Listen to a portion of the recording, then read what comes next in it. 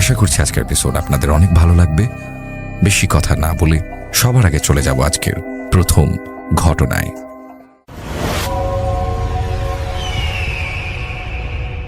আসসালামু আলাইকুম, সকলকে স্বাগত জানাচ্ছি। আমি আফনান। আশা করি সবাই ভালো আছেন, সুস্থ আছেন।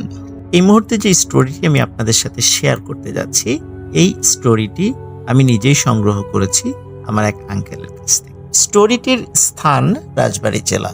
অনেকদিন রাজবাড়ী জেলার ঘটনা বলা হয় না, তবে একটি ঘটনা পেয়ে গেছি। ঘটনাটি নতুন পেলেও ঘটনাটি ঘটেছে কিন্তু অনেক আগে। সম্ভাব্য সময় 1968 কি 69 সাল, এমন একটি সময়। যার সঙ্গে ঘটেছিল তিনি পেশায় একজন হোমিওপ্যাথি ডাক্তার। আজকে যেখানে রাজবাড়ী জেলার মাছ বাজার রয়েছে, এই মাছ বাজারের কাছেই তার একটি ছোট্ট টিনের হোমিওপ্যাথির ডিসপেন্সারি ছিল। তার নাম ছিল সনাতন। সবাই তাকে সনাতন ডাক্তার নামেই চিনত। ডাক্তার হিসাবে তার তেমন কোনো খ্যাতি ছিল না, কিন্তু মানুষ হিসাবে তিনি বিনয়ী, সদালাপী এবং পরোপকারী ছিলেন। এই বিষয়ে ওনার যথেষ্ট সুনাম ছিল। হোমিওপ্যাথি ডাক্তার হিসাবে তিনি টুকটাক চিকিৎসা করতেন। কখনো কখনো কোনো বাড়িতে যদি কোনো অসুস্থ রোগী থাকতো, ডাক পড়লে তিনি সেখানে সেই রোগীকেও দেখতে যেতেন। ওনার দোকানে একজন কম্পাউন্ডার ছিল, তার নাম ছিল আব্দুর রহিম। তো মোটামুটি চলে যাচ্ছিল। সনাতন ডাক্তারের বাড়ি ছিল রাজবাড়ী জেলার কুঠি পাচুরিয়া নামক একটি গ্রামে, যেটা রাজবাড়ী থেকে মোটামুটি যদি আমি চিন্তা করি যে সাইকেল চালিয়ে যেতে হবে, তাহলে মোটামুটি প্রায় 10-12 কিলোমিটার। তো ওনার একটা বাইসাইকেল ছিল, উনি সাইকেল নিয়েই আসা যাওয়া করতেন সব সময়। ঘটনাটি যখন ঘটে তখন ছিল শীতকাল। শীতকালে স্বাভাবিকভাবেই তাড়াতাড়ি সন্ধ্যা লেগে যায়, আর ওই সময়ে সন্ধ্যার পরপরই অধিকাংশ দোকানপাটগুলো বন্ধ হয়ে যেত। মানুষজন কেউ চলাফেরা করতো না। শীতকালে এমনিতেও রাস্তায় মানুষ কম চলাফেরা করে সন্ধ্যার পরে। আর যেহেতু ওই সময় আজকের মতো তো এরকম জাঁকজমক ছিল না, যার কারণে সন্ধ্যা নামলেই সবকিছু বন্ধ হয়ে যেত। উনি বিকালের দিকে হঠাৎ খবর পান, একজন লোক আসে যে তার বাড়িতে অসুস্থ একজন লোক আছে। তো উনি চিন্তা করলেন যে বাড়ি তো কাছেই। আসলে উনি চিন্তা করেছেন না, যিনি এসেছেন তিনি বলেছেন যে আমার বাসা এইখানেই কাছেই। তো উনি চিন্তা করলেন কাছেই যেহেতু, তাহলে আর বাইসাইকেলটা আর নিব না, হেঁটেই যাই, একটু ব্যায়ামও হবে, আর আবার রুগী দেখে ফিরে আসব, তখন বাইসাইকেল নিয়ে বাসায় চলে যাব। আব্দুর রহিম কম্পাউন্ডার সে তো যেহেতু দোকানেই ছিল, তাকে বললেন যে তিনি কাছেই যাচ্ছেন, তো তাড়াতাড়ি ফিরে আসবেন। যদিও লোকটি বলেছিল যে তার বাড়ি একদম কাছেই, কিন্তু তার বাড়ি আসলে অতটা কাছে ছিল না। তো আজকে যেটা সোনাকান্দর নামক যে গ্রামটি আছে, তার বাসাটা ছিল এই দিকে। তো সোনাকান্দর গ্রামে কিন্তু হেঁটে যেতে বেশ সময় লাগে। তো ডাক্তার সাহেব বলেছে তোমার বাড়ি এতটা দূরে, আমাকে আগে থেকে বলো নাই কেন, তাহলে সাইকেলটা নিয়ে আসতাম। তখন ওই লোকটি বলেন যে যদি বলি যে একটু দূরে, তাহলে তো আপনি আবার যদি আসতে না চান, এই জন্য বলি নাই। যাই হোক, তো রুগী দেখতে দেখতে বেশ দেরি হয়ে যায়। এদিকে আব্দুর রহিম যে কম্পাউন্ডার, সেও দোকানে দীর্ঘক্ষণ অপেক্ষা করছিল সনাতন ডাক্তারের জন্য। এদিকে রুগী দেখে ফিরে আসতে আসতে মোটামুটি 7:30 কি 8টা বেজে যায়। ওই সময় কিন্তু 7:30 বা 8টা শীতকালে অনেক রাত। বিশেষ করে ওই সময়ে আজকে যে রাজবাড়ী জেলা, তখন তো জেলা ছিল না, তখন একটা ছোট্ট মফস্বল শহর ছিল, আর বাজারে তখন কেউ ছিল না। উনি যখন ফিরে আসেন, এসে দেখেন ওনার ডিসপেন্সারি বন্ধ। উনি ভাবলেন যে ওনার দেরি দেখে আব্দুর রহিম ডিসপেন্সারি বন্ধ করে চলে গেছে, কিন্তু উনি পড়লেন এক বিপাকে। কারণ হচ্ছে ওনার বাইসাইকেলটা তো এই ডিসপেন্সারির মধ্যেই, এখন এর চাবিটা তো ওনার কাছে আর নাই। উনি তো মনে করেছিলেন যে একটু পরেই ফিরে আসবেন, যার কারণে এক্সট্রা চাবিটা উনি নিয়ে যান নাই। ওই এক্সট্রা চাবিটাও ওই ডিসপেন্সারির মধ্যেই রয়েছে।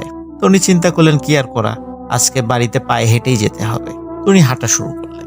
উনি রাজবাড়ী বাজার পাড়ি দিয়ে আজকে যে লোকোশেড যে জায়গাটি রয়েছে, যে লোকোশেড নিয়ে অনেক গল্প রয়েছে, আমি নিজেও অনেক হন্টেড প্লেস হিসাবে সেখানকার অনেক ঘটনা বলেছি। তো সেই লোকোশেড দিয়ে সোজা উনি হাঁটা শুরু করলেন পাচুরিয়ার দিকে। এখানে একটা বিষয় বলে রাখা ভালো প্রিয় লিসেনার, সেটি হচ্ছে যে যারা রাজবাড়ী জেলার আছেন তারা নিশ্চয়ই আমার এই স্টোরিটি শুনে বুঝতে পারবেন। সেটি হচ্ছে যে লোকোশেড থেকে গোয়ালন্দ ঘাট পর্যন্ত যাওয়ার আজকে যে রেল লাইনটা রয়েছে, এই রেল লাইনটা কিন্তু একটা সময় ছিল না। 1871 সালের দিকে এই রেল লাইনটা গোয়ালন্দ ঘাট পর্যন্ত কিন্তু অন্য দিক দিয়ে ছিল। তো পরবর্তীতে বন্যা বা বিভিন্ন কারণে নদী ভাঙন, যার ফলে রেল লাইনটা ক্ষতিগ্রস্ত হলে পরবর্তীতে এই পাচুরিয়া হয়ে রেল লাইনটা গোয়ালন্দ ঘাট পর্যন্ত নেওয়া হয়। আরেকটা বিষয় যে লোকোশেড হন্টেড প্লেস হিসেবে আমি অনেকগুলো গল্প বলেছি, এই হন্টেড প্লেস কিন্তু হয়েছে আমাদের 1971 সালে মহান মুক্তিযুদ্ধের পরে। কারণ মুক্তিযুদ্ধের সময় অসংখ্য মানুষকে এই লোকোশেডের এখানে হত্যা করা হয়, যার ফলে কিন্তু পরবর্তীতে এখানে একটা বধ্যভূমির স্তম্ভও করা হয়েছে।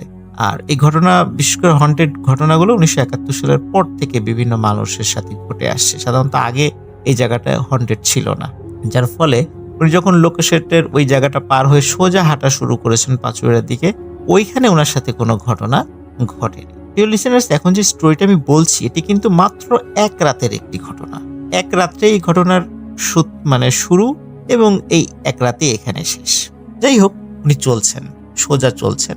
ওই দিন চাঁদের আলো বেশ স্বচ্ছ ছিল, কুয়াশাও কম ছিল, যদিও শীতকাল ছিল, বাট কুয়াশার প্রকোপটা কম ছিল, যার ফলে ওনার চলতে খুব অসুবিধা হচ্ছিল না। তবে রাস্তাঘাটে কোনো মানুষ ছিল না, উনি একা একাই চলছিলেন।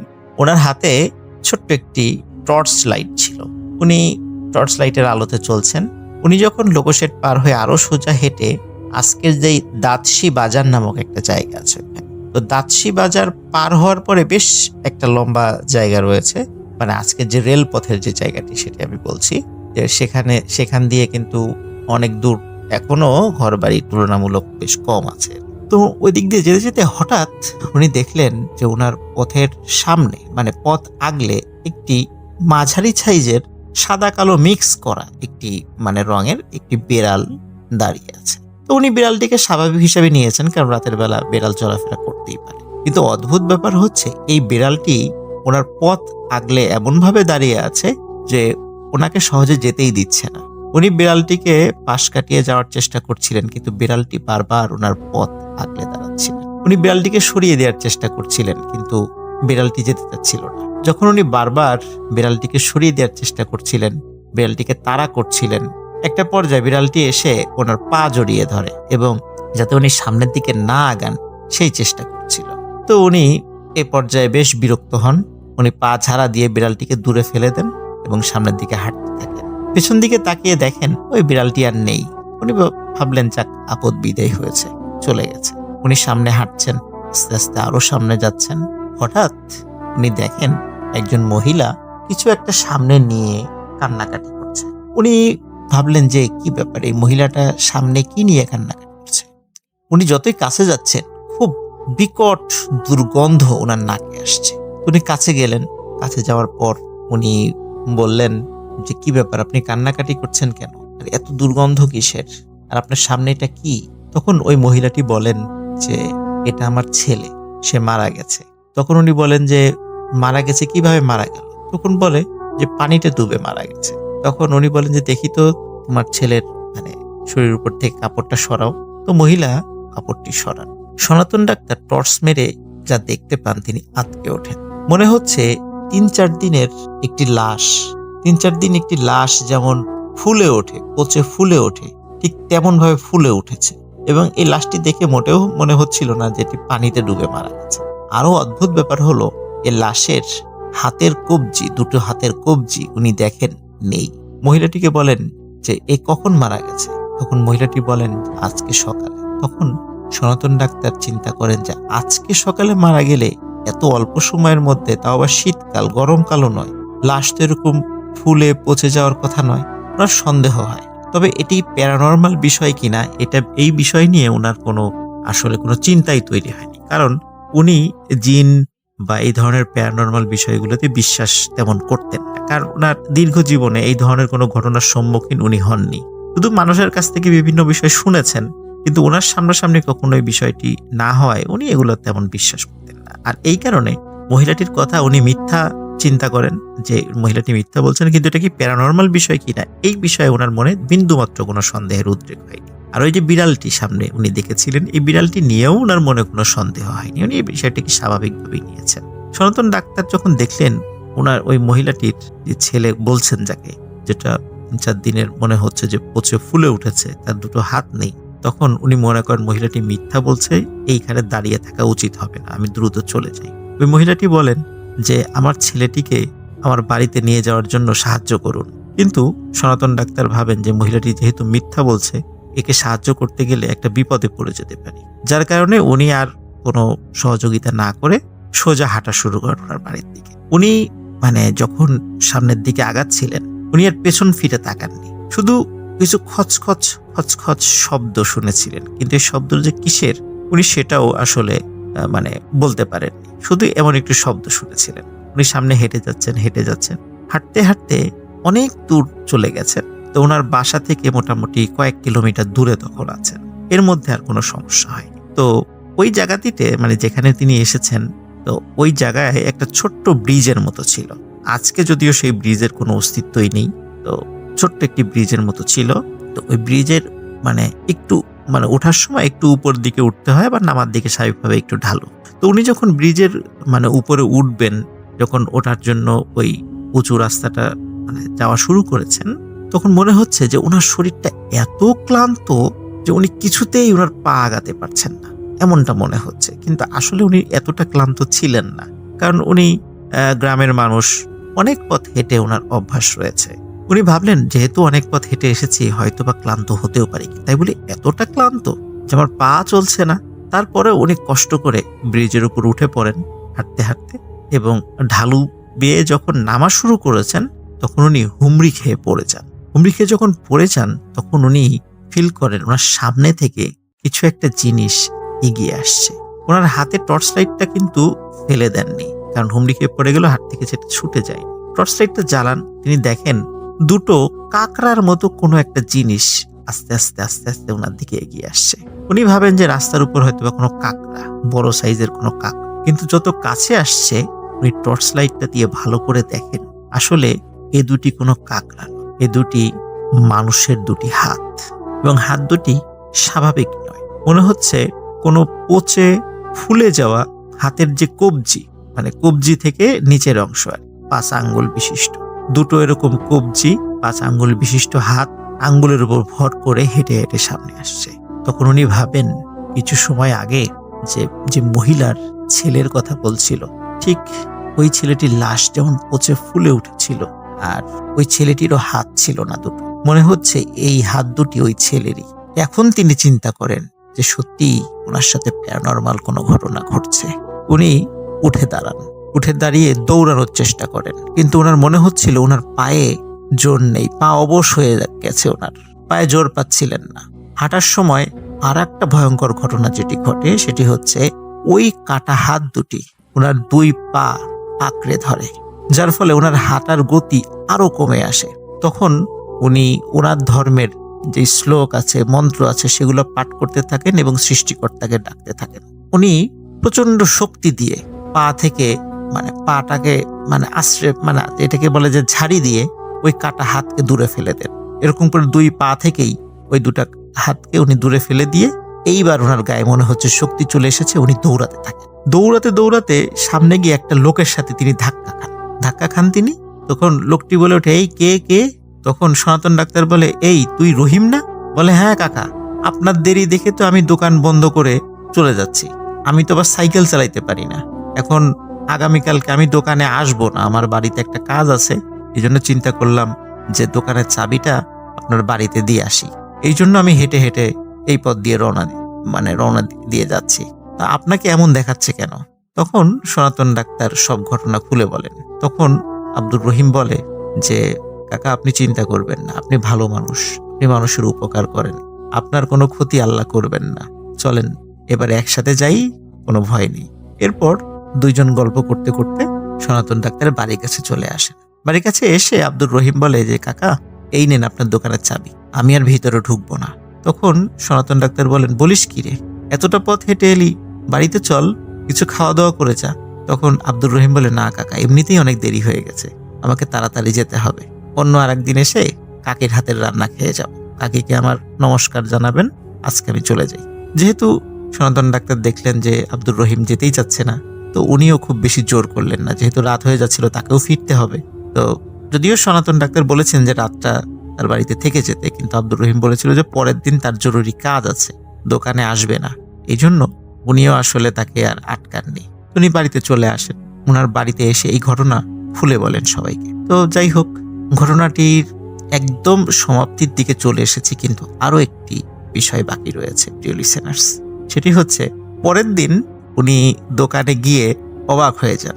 দেখেন যে আব্দুর রহিম দোকান খুলে বসে আছে, কারণ দোকানের চাবি দুটো, একটা হচ্ছে সনাতন ডাক্তারের কাছেও থাকে, আর একটা চাবি আব্দুর রহিমের কাছেও থাকে। দেখেন আব্দুর রহিম দোকান খুলে বসে আছে সকালবেলা। বলবেন কি রে আব্দুর রহিম, তুই যাস নাই? তোর না আজকে কাজ আছে? আব্দুর রহিম তো বলে যে কই, আমার কাজ আছে আমি কখন বললাম? বলে কেন, তুই না কালকে রাত্রে আমাকে এগিয়ে দিলি বাসা পর্যন্ত, তারপর আমার কাছে চাবি দিলি, বললি যে তুই আজকে দোকানে আসতে পারবি না। বলে কই কাকা, না তো, আমি তো আপনার দেরি দেখে দোকান বন্ধ করে চলে গেছি, আর দোকানের ডুপ্লিকেট চাবি তো দোকানের মধ্যেই ছিল। পরে আমি এসে দেখি যে দোকানের চাবি দোকানের মধ্যে নেই। আমি ভাবলাম যে কি হলো, আমি কি হারিয়ে ফেললাম কিনা। এখন দেখি যে আপনি বলছেন যে আপনার কাছে চাবি। আব্দুর রহিম অবাক হয় চাবিটা ওনার কাছে কিভাবে গেল। আর সনাতন ডাক্তার অবাক হন, যদি আব্দুর রহিম কালকে দোকান বন্ধ করে সে বাড়িতেই চলে গিয়ে থাকে, তাহলে রাতের বেলা কে আমাকে এগিয়ে দিল, কে আমাকে সঙ্গ দিয়ে বাড়ি পর্যন্ত পৌঁছে দিল, আমার সাথে যে ভয়ঙ্কর ঘটনাগুলো ঘটছিল, কার উপস্থিতিতে আমি প্রাণের রক্ষা পেলাম। প্রিয় লিসেনার্স, কি হতে পারে? কে তাকে রক্ষা করতে পারে? আমাদের কমেন্ট সেকশনে জানাবেন এই ভিডিওর নিচে। তবে আমার একটা চিন্তা যেটা হচ্ছে, যেহেতু উনি অনেক ভালো মানুষ ছিলেন সনাতন ডাক্তার, অবশ্যই তার এই বিপদে মহান আল্লাহ রব্বুল আলামিন কোনো একজন দেবদূতকে পাঠিয়ে দিয়েছিলেন। সে ফেরেশতা হোক, জিন হোক, যেই হোক, যে যার ওসিলায় আল্লাহ তাআলা তাকে ওই সময়ের ওই খারাপ অশরীরী বা সুপার ন্যাচারাল এন্টিটি থেকে রক্ষা করেছিলেন। আসলে যারা ভালো মানুষ, কোনো না কোনো সময় যদি তারা বিপদে পড়েনও, মহান আল্লাহ রব্বুল আলামিন যে কোনোভাবে তাদেরকে রক্ষা করেন, সে যে ধর্মের মানুষই হোক না কেন। এই ঘটনা থেকে আমরা সেটাই শিক্ষা পাই। আমার কাছে এই বিষয়টি মনে হয়েছে। তারপর আপনাদের কাছে কি মনে হয়েছে কমেন্ট সেকশনে জানাবেন। সবাই ভালো থাকবেন, সুস্থ থাকবেন। আরো একটি নতুন ঘটনা নিয়ে দেখা হচ্ছে আপনাদের সাথে। আসসালামু আলাইকুম।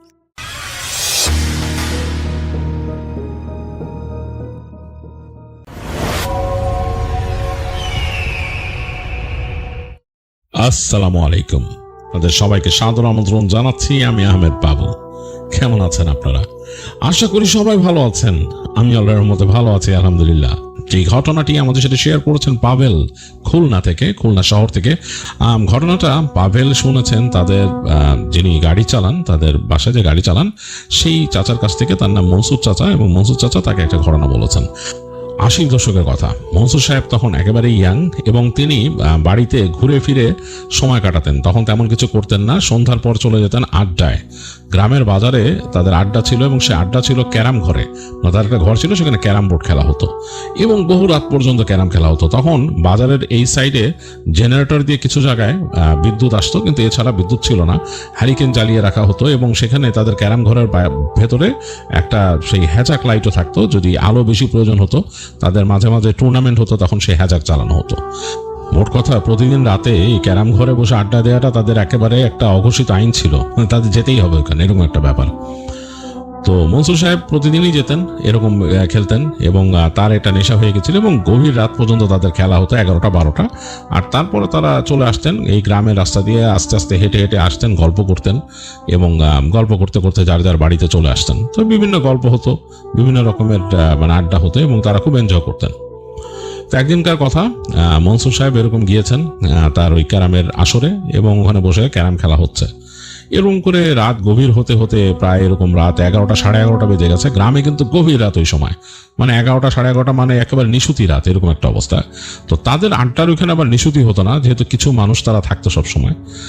তো মনসুর সাহেবের ওই দিন ওই খেলা, তার যে দান ছিল, তিনি হেরে গেছেন। হেরে যাওয়ার পর তিনি বের হয়ে আসছেন ওখান থেকে, তার এক বন্ধু নিয়ে হেঁটে আসতেছেন। যে চিন্তা করছেন সামনে যে কিছুক্ষণ বসবেন, বসে সেখানে একটু ধূমপান করবেন, তারপর বাসার দিকে রওনা দিয়ে দিবেন।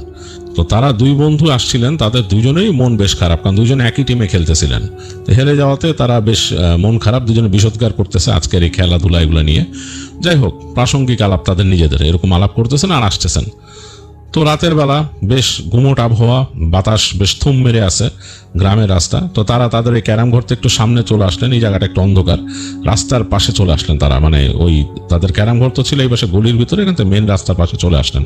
মেন রাস্তা বলতে সেটাও কিন্তু মানে কাঁচা রাস্তায়, ইট বিছানো আর কি। এর মধ্যে হঠাৎ তারা শব্দ পেলেন দূরে, থ্যার করে একটা শব্দ আসতেছে রাস্তার থেকে। কি ব্যাপার? তখন বুঝলেন যে কিছু একটা আসতেছে রাস্তা দিয়ে, মানে ভ্যান বা কিছু খুব জোরে আসতেছে, দ্রুত আসতেছে, এবং আসার কারণে এই রাস্তা তো অমসৃণ, ইট বিছানো, এর মধ্যে দিয়ে ওই বাড়ি খাইতেছে আর সাউন্ড হচ্ছে। তারা বুঝতে পারেন ভ্যানের শব্দ, যেহেতু তারা গ্রামেরই মানুষ। তো তারা দ্রুত গেলেন যে এত রাতের বেলা এখান দিয়ে এত দ্রুত ভ্যান চালায় কে আসতেছে। তো একটু সামনে গিয়ে দাঁড়ালেন রাস্তার পাশে। তো তাকায় একটু পরে দেখতে পেলেন যে হারিকেনের আলো, মানে হারিকেন চলতেছে, ভ্যানটা দ্রুত আসতেছে, হারিকেনটা কাঁপতেছে এই স্পিডে আসাতে, রাস্তায় ঝাঁকি খেতে খেতে। তো তারা দুজন রাস্তার উপর দাঁড়ালেন, যে চিন্তা করলেন কথা বলবেন লোকটার সাথে, কি ব্যাপার, এইভাবে আসতেছে কেন। তো আরেকটু সামনে আসতেই চাঁদের আলোতে স্পষ্ট হলো যে লোকটার চেহারা দেখলেন তারা, লোকটা বেশ মানে ভীত অবস্থা। তো বুঝলেন যে লোকটার নাম রুস্তম, চিনেন আসলে মনসুর সাহেব তারা চিনেন, রুস্তম মিয়া। তাকে অনেক দেখছেন যে তিনি জিনিসপত্র ক্যারি করেন ভ্যানে, বিভিন্ন সময় তার নিজস্ব একটা ভ্যান গাড়ি আছে এবং 3 চাকার ভ্যান, এটাতে বিভিন্ন জিনিস তিনি ক্যারি করে ওদিক ওদিক নেন।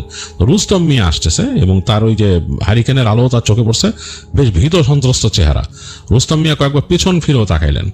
তো তাদেরকে দেখে মনে হল রুস্তম মিয়া একটা মানে স্বস্তির নিঃশ্বাস ফেলছেন এরকম। তিনি বসে পড়লেন সিটে, বসে আস্তে করে ব্রেক চাপতে চাপতে একদম তাদের সামনে এসে থামলেন। থামার পর তাকে বলতেছে, একদম তাকে দেখেই চিনছে, হ্যাঁ তাকে দেখেই চিনতেছে, মনসুর ভাই, আরে মনসুর ভাই। তো বলছে কি হয়েছে, এই রুস্তম মিয়া কি হয়েছে তোমার? তো তখন বলতেছে যে আরে যে ডরানটা ডরাইছি, মানে কি হয়েছে, কারে আমারে বসতে দেন। তো তাকে নিয়ে বসাইলো তারা। তো বসার পর রুস্তম মিয়া বলছে পানি খামো, খুব পিপাসা লাগছে, পানি খাওয়ান। তো তখন মনসুর সাহেবের সাথের লোকটা চলে গেল ক্যারাম ঘরে দিয়ে একটু পর ফেরত আসলেন একটা অ্যালুমিনিয়ামের জগ আর গ্লাস নিয়ে। তো সেখান থেকে পানি দিল, তো 2 গ্লাস পানি খেয়ে ফেললো রুস্তম মিয়া। তো পানি খাওয়ার পরও মনে হচ্ছে তার আশপাশ লাগতেছে। তো তখন মনসুর সাহেব জিজ্ঞেস করলেন যে কি হয়েছে তোমার, এত ভয় পাইতেছো কেন, কি এরকম করতেছো কেন, কি হয়েছে? কার ভাই কোয়েন না, কি আমি গেছিলাম বাস স্ট্যান্ডের ওখানে কাজ করতে, ওখান থেকে যদি কোনো ট্রিপ পাই নিয়ে আসবো, মানে মানুষজন পাইলে নিয়ে আসবো। তো ট্রিপ তো আর নাই, আমি ভ্যান চালায় সামনে যাইতে তো ওইখানে ওই বট গাছের কাছে যে দেখি বিশাল এক জটলা। তারপর জটলা দেখলাম মানুষজন ওইখানে দাঁড়ায় আছে সেই। তো আমি ভ্যান নিয়ে দাঁড়াইছি, দাঁড়ানোর পর মানুষ চিৎকার করতেছে। তো কি ব্যাপার, আমি নাইমা যায় দেখতে গেলাম কি হয়েছে। তো যা দেখি ওইখানে এক এরকম পাগলের মতো পড়ে দিছে, যে নাকি অ্যাক্সিডেন্ট করছে এখানে। তো আমি একটু তাকায় দেখলাম এখানে আলো ছিল না, আমার এই ভ্যানের যে হারিকেনের আলোতে একটু পড়ছে। আর এরা মানুষরা ওইখানে 2-1 হাতে টর্চ ছিল, টর্চ মারছে। দেখতেছি যে এরকম মানে অবস্থা খারাপ, একটা লাল কাপড় মানে পরায় পাগল, লাল কাপড় দিয়ে পেঁচানো, মনে হয় যে অনেক থাকে না, সাধনা করে বসে গাছের নিচে, এরকম একটা লাল কাপড় দিয়ে পেঁচানো অবস্থা, খুব খারাপ, জট লাগানো, মানে অন্যরকম অবস্থা আর কি, মানে খুব খারাপ অবস্থা। এই আমার তাকাইতে ইচ্ছা করলো না বেশিক্ষণ। তো আমি ওখান থেকে আস্তে করে ভ্যানটা নিয়ে আইসা পড়লাম। সামনে যায় দাঁড়ায় মোল্লার চায়ের দোকান ছিল, ওখানে দাঁড়ায় মোল্লার কাছে চা চাইলাম। তো চা খাইতেছি, চিন্তা করছি চা খামো, এর মধ্যে যদি কেউ যাইতে চায় আমার এখানে নিয়ে যাবো, আর নাইলে আমি এমনি রওনা দেবো, আসলে আর এখানে কিছু করার নাই। তো চা খাইতেছি, আবার দেখি ওই দূর থেকে এরকম মানুষের হট্টগোল, কথা কইতেছে, চিৎকার করতেছে, সেই জানতেন। কয়েকজন আইসা দেখি যে এক মানে পুলিশের আমার ডাকতেছে, দিকাও ভ্যান নিয়ে দিকাও। তা আমি আর কি কমে গেলাম। তো পুলিশ বললো যে এইখানে অ্যাক্সিডেন্ট হয়েছে, বডি এটা মনে নাই, তো এর হাসপাতালে নিতে হবে। তো দেখলাম যে ওই মানুষজনই এর একটা সালা দিয়ে পেঁচায় নিয়ে আসছে ওই পাগলের বডিটা, আইন আমার ভ্যানে তুলে নিল। এখন পুলিশ বলতেছে, পুলিশ সেখানে সবকিছু দেখা এই করে আমার একটা কাগজে লেখা দিল যে এটার এই হাসপাতালে পৌঁছায় দিবা, এই অবস্থা। তা আমি বললাম আমার সাথে কেউ যাইবো না? বলে না, কেউ যাইবো না, তুমি হাসপাতালে পৌঁছায় দিবা, এই যে আমি লিখে দিচ্ছি স্লিপ, এটা নিয়ে দিবা, ওরা ওইখানে ব্যবস্থা করবো। তা আমার হাসপাতালের কথা বলে দিল কোথায়। তা আমি দেখলাম যে আমার পথে আসলে পড়ে না, আমার ঘুরে যেতে হইব, এদিক দিয়ে ঘুরে ওই যে হাসপাতাল ওইখানে আছে, এটা মনে হয় ওইখানকার উপজেলা হাসপাতাল। তো ওইখানকার মনে হয় আছে লাশঘর বা কিছু মর্গ আছে, ওখানে দিতে হইব। এখন তো পুলিশ বলছে পাঠাবে, আমি আর কি করবো। আমি আস্তে করে নিলাম, চা আর পুরা খাওয়া হইলো না, ভ্যান ঘুরে আনলাম, আনার পর এখানে এসে কথা বললাম। তো এইসব জিনিসে তো ভাড়ার একটা ব্যবস্থা থাকে, কেমনে কি করবো চিন্তা করতেছি। তো বললাম পুলিশ স্যাররে যে আমার কিছু তো ভাড়া তো আমার কত কি কে দিব এসে। তো উনি লাস্টে অনেকক্ষণ চিন্তা ভাবনা করে কি করে তারপর উনি আমার কিছু টাকা দিল, কয় নাও ভাড়া, তাই হয় না আসলে, কিন্তু আর কি করবো। তারপর নিয়ে এখন আমার জিজ্ঞেস করে ভয় পাও, এটা নিতে নিয়ে যাইতে ভয় পাও? পুলিশ স্যার জিজ্ঞেস করে, আমি কই না না, ভয়ের কি আছে, আমি তো কত কিছু এরকম নেই আমার ভ্যানে, এরকম বডিও যায়, মানুষ মারা গেল আমার পাঠায়। কয় তাহলে যাও হাসপাতালে যে দিবা, এই যে কাগজ জমা দিবা, আমি লিখে দিছি। তো নিয়ে রওনা দিলাম ওইখান থেকে, এই পাগলের বডি। এখন কেমন জানি লাগতেছে আমার কাছে রাস্তা দিয়ে আসতে যায়, মানে একটু ভয় তো লাগেই, বুঝেন না, কেমন দেখছি। আর যদিও এরা ওই যে ঈদে পেঁচাই দিছে, বস্তা দিয়ে পেঁচাই দিছে সব, কেমন একটা মানে অবস্থা। তো আমার কাছে একটু অন্যরকম লাগতেছে। আমি যাইতেছি, রাস্তার মধ্যে মানুষজন নাই। যেই রাস্তা দিয়ে প্রথম বাইরে এলাম ওখানে দুই একটা তাও ওই ভ্যান গাড়ি, এইটা সেটা ছোট বাস পার হয়ে গেছে, কিন্তু এখন আর কেউ নাই। যাইতে যাইতে ঢুকছি এই যে হাসপাতালের রাস্তায়। এখন এই রাস্তা দিয়ে গেলে হলো হাসপাতাল সামনে, এই অনেক গাছপালা কিন্তু খোলা জায়গায় দিক দিয়ে। তো আমার একটু অন্যরকম লাগতেছে, কারণ মানে এরকম রাত্রেবেলা এরকম মানে মানে মরা শরীর নিয়ে যাই না এরকম। তো যাইতেছি, যাইতে যাইতে যাইতে যাইতে এখন ওই যে ওখানে খোলা জায়গা আছে, চিনতে পারছেন? এই জায়গায় এই পাশে আগে একটা ইট ভাটা ছিল, এখন ইট ভাটা উঠে গেছে, ইট ভাটা নাই। ওই জায়গাটা একদম মানে পড়ে দিচ্ছে এরকম খালি। ওখানে কিন্তু গেলেই কেমন জানি গা মানে কাটা দেয়, আমার কাছে এমনি লাগে। তো ওই মোড়টার মধ্যে যে আমি পড়ছি, তখন তো যাইতেছি। এখন ভ্যান তো নড়ে, ওই এইটাও নড়ে চড়ে, ওরা যে বানছে ভালো মতন বান্ধে নাই পিছে। আসলে রাস্তার মধ্যে রেডিমেড দোকান পাত্তে নিয়ে সালামালা নিয়ে বানছে, আর কেমনে বানবো এরকম। এখন বডি এরকম নড়ে, খটখট খটখট করে, আমারও কেমন একটু ভয় ভয় লাগে, কেমন জানি লাগতেছে আমার কাছে। একটু পর সামনে যায় দেখি রাস্তার উপরে কি জানে উঠতেছে অনেকগুলা। কি রে, খেতে লাইন ধরে আইছে কালো কালো। পরে তাকায় দেখি যে 10 থেকে 12টা কুত্তা, মানে এরকম 10 থেকে 12টা কুত্তা দিকে তাকায় আছে, প্রত্যেকটা চোখ এরকম জ্বলতেছে, এবং এগুলা কেউ কেউ করে ডাইকে উঠলো আমার দিকে, ভয়ঙ্কর ভাবে ডাইকে উঠছে, এবং দাঁতগুলা এরকম সাদা সাদা, অনেক ভয়ের, মানে মানে দেখলেই কলিজা আপনার হয়ে যাবো এরকম, এবং ঘর ঘর ঘর ঘর করতেছে, মনে হয় আমার খেয়ালে এরকম একটা অবস্থা। মানে আমি তো আসলে ভয়ে যে আমি একটা প্যাডেল দেবো এই ভয় আর পাইতেছি না। আমি চিন্তা করতেছি যে এই চিকন রাস্তা দিয়ে আমি ভ্যান ঘুরায় যাবো কেমনে, ভ্যান ঘুরানোর কথাও চিন্তা করতে আসি না এই রাস্তা দিয়ে। আমি এত ভয় পাইছি, আমার সারা শরীর একদম জমে গেছে। এখন এরা ঘর ঘর করতে করতে সামনে আইতেছে, তখন আমি তো বুঝলাম যে আসলে এরকম তো কুত্তা আউনের কথা না। আর সবটি কুত্তা কাউলা, মানে একদম কালা রঙের কুত্তা। এগুলো আসলে মানে আমার এখান থেকে কি চাইতেছে আমি বুঝতে পারছি অনেকটা। আমার সারা শরীর জমে গেছে, পুরাই জমে গেছে। এখন আমি তো ওইখান থেকে ছেড়ে যাবো কেমনে? আবার আমার তো এই দিছে পুলিশ, দিতেই হাসপাতালে। হঠাৎ করে মনে হইলো ভ্যানের পিছনে মনে হয় নইড়ে মুড়ে উঠলো কিছু একটা।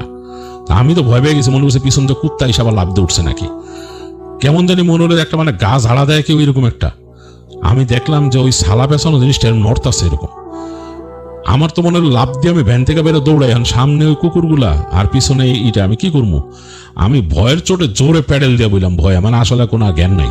আর আমি প্যাডেল দেওয়ার সাথে সাথে দেখলাম কুত্তাগুলা ভয় পেয়েছে, কুই কুই কুই কুই কইরা সইরা রাস্তার দুই পাশে দাঁড়ায় আছে। তা আমি প্যাডেল দিয়ে মারছি, আমি তো খুব জোরে চালানো শুরু করলাম, মানে আমার ভ্যান মনে উইড়া চলতেছে, আর আমি দেখতেছি আমার ওই পিছনে সারা নড়তাছে এরম এরম করে। তো আর এই কুত্তাগুলা রাস্তার দুই পাশে যাইতেছে ভ্যানের পিছে পিছে, এবং ওগুলো ডাকে আবার কাইন্দা উঠে, মানে জোরে জোরে কাইন্দা উঠে যে এরকম।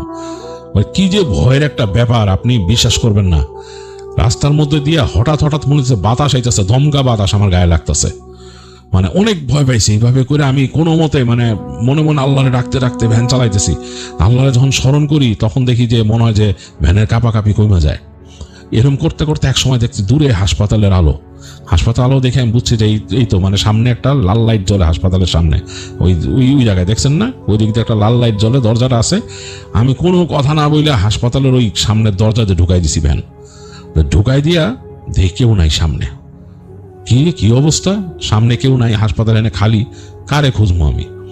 এখন আমি মানে ভয় পেয়ে গেছি। আমি এখন ভ্যানটা রেখে এখন আমি দেখতেছি কুত্তাগুলা বাইরে দাঁড়ায় রাখতেছে, কান্দে, জোরে জোরে কান্দে। আমি ভ্যানের থেকে নাইমা আস্তে আস্তে হাঁটছি, ভ্যানটা রাইকে আস্তে আস্তে হাঁটছি, হাইটা হাসপাতালের এদিক দিয়ে গেছি, কাউরে পাই নাকি। একটু পরে দেখি ওখানে গার্ড, হাসপাতালের গার্ড, ওই জিমাইতেছে, মাথা এরকম দিয়ে দেয়ালের সাথে জিমাইতেছে। তো ওরা ডাক দিয়েছে, ও কাইপ্পা উঠছে, কাইপ্পা লাফায় উঠছে। তা আমি উঠে ওরা কাগজ দিলাম, যেটা আমার থানাতে দিছে কাগজ, এই বডি নেও, বডি আইসে হেনে তোমাকে হেনে, এই লাশ ঘরে নিবা নাকি কি মর্গে নিবা দেখো। তো সেই ভাড়া নিল, নিয়ে তাড়াতাড়ি উঠটা ভিতরে গেল ওখান থেকে লোক আনতে। মানে তার আরো মানুষ লাগবো, দেহ ভিতরে ঢুকে গেল বিল্ডিং এর ভিতরে। আমি তো ভয়ে কাঁপতেছি।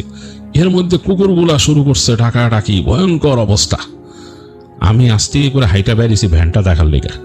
ভ্যানটা দেখতে এসে দেখি কি ভাই, ভ্যানের উপরে ওই সালা আলা মানুষ বসে রয়েছে, আর ওই সালা যে ছিল শরীরের উপর দিয়ে সরে গেছে, ওর চুলের মধ্যে অনেক জট, ও মাথা ঘুরে আমার দিকে তাকায় হাসতেছে। আমি যে তাকায় আছি আমার দিকে তাকায় হাসতেছে, আমার হাত দিয়ে এরম ডাকলো কাছে। আমি ভয়ে দৌড় দিয়ে ওই গলির মধ্যে আবার ঢুকছি, যেখানে ওই যে দারোয়ান গেছে ওইখান দিয়ে।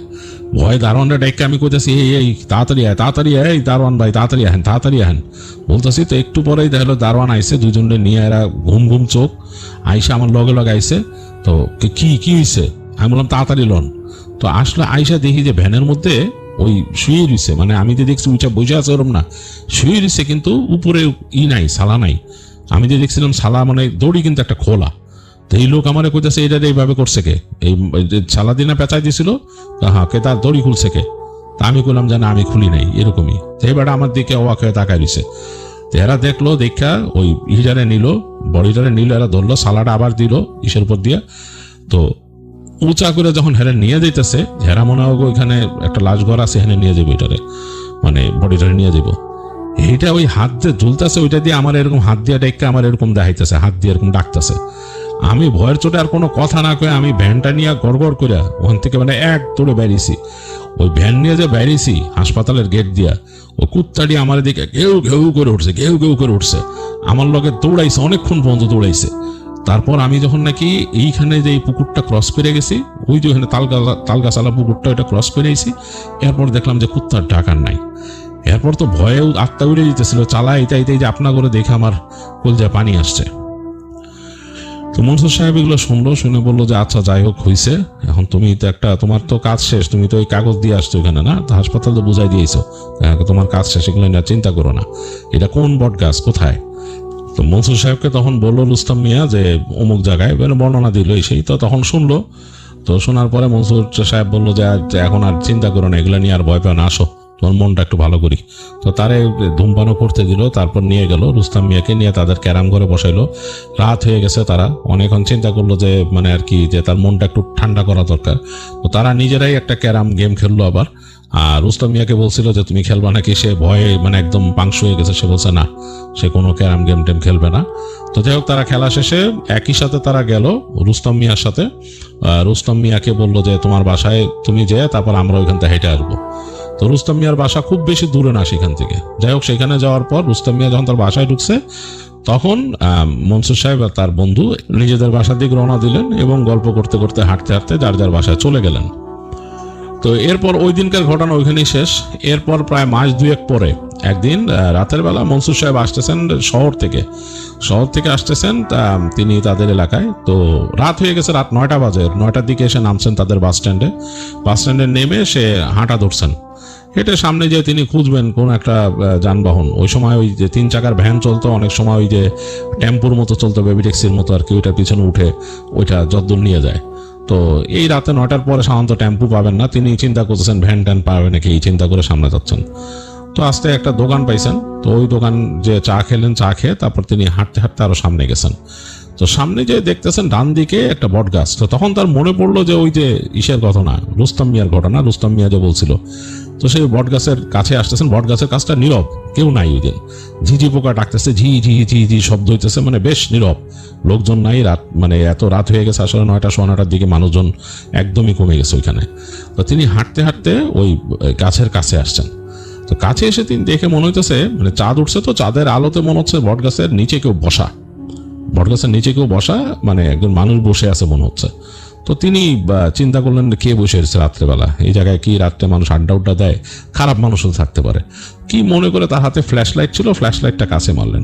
তো ফ্ল্যাশ লাইটটা একটু উঁচা করছেন, মানে কারো গায়ে তো মারা যায় না ডিরেক্টলি, একটু উঁচা করছেন। তো উঁচা করে তার হঠাৎ করে চোখ করলে একটা পায়ের মধ্যে পড়ছে, এবং কালচে একটা পা, এবং মানে মানুষের ডার্ক স্কিন থাকলে যেরকম সেরকম, আর তার উপরে লাল একটা কাপড়ের উপর পড়ছে অনেকটা, মানে পায়ের উপর লাল কাপড়। এটা তিনি বুঝে একটু মানে থতমত খাইছেন যে কিরে লাল কাপড় পরা এটা কে। তার মাথার মধ্যে কেন যেন অবচেতন মন ক্যাচ করছে ওই যে রুস্তম মিয়ার ঘটনা, যে লাল কাপড় পরা একটা পাগল দেখছিল সে। তো সে নিজের অজান্তে ফ্ল্যাশ লাইটটা উঁচু করে ধরছে আর একটু, এবং লাইটটা যে ডিরেক্টলি পড়ছে একজন মানুষের মুখে, মানুষটার মুখ ডার্ক, মানে ডার্ক স্কিন, মানে কালচে রঙের একজন মানুষ, দাড়ি গোফে মুখ ঢাকা, এবং দাড়িগুলা মানে শ্মশ্রুমণ্ডিত দাড়ি, মানে সেখানে কেমন জট জট লেগে গেছে, চুলগুলোও জট, মানে 1 সেকেন্ডে সে যা দেখছে, লাইটটা নামায় ফেলছে তো সাথে সাথে 1 সেকেন্ডে দেখছে যে দাড়ির মধ্যে হালকা জট লাগানো, চুলের মধ্যে জট, অসংখ্য জট চুলে নেমে আসছে, চোখগুলো হলদেটে টাইপের চোখ, মুখটা কেমন জানি, এবং তাকে দেখে হেসে দিল। সে যে আলোটা মুখের মধ্যে ফেলছে হেসে দিচ্ছে, এবং মনে হলো তার চোখটাও ঝিক করে উঠছে। তো সাথে সাথে মনসুর সাহেব লাইট নামায় তার দিকে যে হাসছে, সে দ্রুত হাঁটা দিলেন ওই দিক থেকে, ভয় পাইছেন, কারণ সে স্পষ্ট বুঝতে পারছেন এই মানুষটা কে। তাকে দেখে পেছন থেকে একটা কণ্ঠ তিনি শুনলেন যে, মনসুর থাইমা যাও, দেখবা না আমারে।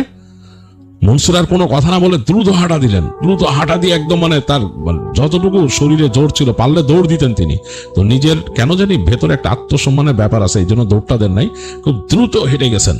হাঁটতে সামনে যেয়ে তিনি ওই যে বুঝতে পারলেন আরেকটা চায়ের দোকান আছে, ওইটাও ঝাঁপি বন্ধ করে ফেলতেছে, তিনি বুঝলেন এইটাই সে মোল্লার চায়ের দোকান, যেটা কথা বলছিল তাকে ওই রুস্তম মিয়া, সেই দোকানটা। তিনি দ্রুত ওইখানে পৌঁছাইলেন, ওখানে বসে বললেন, এই দাঁড়ান, দোকান বন্ধ করেন, আমার একটা চা দেন। তো মানে ধাতস্থ হবেন নিজে, তো এই চিন্তা করে তিনি বললেন একটা চা দেন। তো ওই লোকটা অনিচ্ছা সত্ত্বেও ওই একটা চা বন্ধ করছিলেন, ভেতরে ঢুকে তার জন্য চা বানালেন, এবং সেই চা মানে ছিল তার কাছে, ওই চাই ঢেলে দিলেন আর কি কোনো মতে রেডি করে। তো তিনি চায়ে চুমুক দিচ্ছেন, বুঝতেছেন যে মানে আর মানে চাটা খুবই ভালো হয় নাই আর কি, কোনো মতে দিছে তাকে। চা খাইতে খেতে তিনি শুধু বললেন যে এইখানে বট গাছের গোড়ায় কে থাকে? আর বললেন না, ওখানে সমস্যা আছে, ওদিকে মানুষ এখন যায় না, আর ওখানে উল্টাপাল্টা জিনিস দেখে, আপনি কিছু দেখছেন নাকি? দোকানদার জিজ্ঞেস করে। তো তখন মনসুর সাহেব বললো যে, হ্যাঁ ভাই, মানে একটু ভয় পাইছি এখানে, কোদিক যান না, সোজা হাইটে চলে যান এখান থেকে, চাটা খেয়ে তাড়াতাড়ি যান গা। তো তারপর মনসুর সাহেব তাড়াতাড়ি ওই চায়ের বিল দিয়ে ওখান থেকে হাঁটা ধরে। তো রাস্তায় নাকি আর কিছু হয় নাই তার। তো রাতের বেলা তিনি বাসায় যখন পৌঁছাইছিলেন, ওই দিন উনি হেঁটে আসছেন, কারণ ওই দিন তিনি পান নাই, কোনো যানবাহন পান নাই, রাস্তার মধ্যে আর কিছু হয় নাই তার। রাতের বেলা যখন বাসায় আসছেন, বাসায় এসে রাতে যখন ঘুমাইছেন, তখন নাকি তিনি স্বপ্নে ওই চেহারাটা দেখতেছিলেন, তাকে দেখে হাসতেছে। তো খুব ভয় পাইছিলেন মনসুর সাহেব, খুব ভয় পাইছিলেন। তো এই হচ্ছে পাবেলের মনসুর চাচার ঘটনা, যেটা তিনি বলছেন পাবেলকে, এবং পাবেল আমাদের কাছে শেয়ার করলো। আমার কাছে কিন্তু যথেষ্ট ভয়ের মনে হয়েছে। মানে এই ধরনের ঘটনা কিন্তু আমি এই মানে জাস্ট লাইক দিয়েছি এরকম শুনি নাই, মানে সিমিলার ঘটনা শুনছি, যে রাতের বেলা এরকম কোনো বডি ক্যারি করে আনার সময় ভয় পাইছে বা কিছু হয়েছে, সেগুলোর মধ্যে অনেক কিছু থাকে, বাট এটা কিন্তু ওরকম কিছু না থাকলেও আমার কাছে বেশ ভয়ের মনে হয়েছে ঘটনাটা।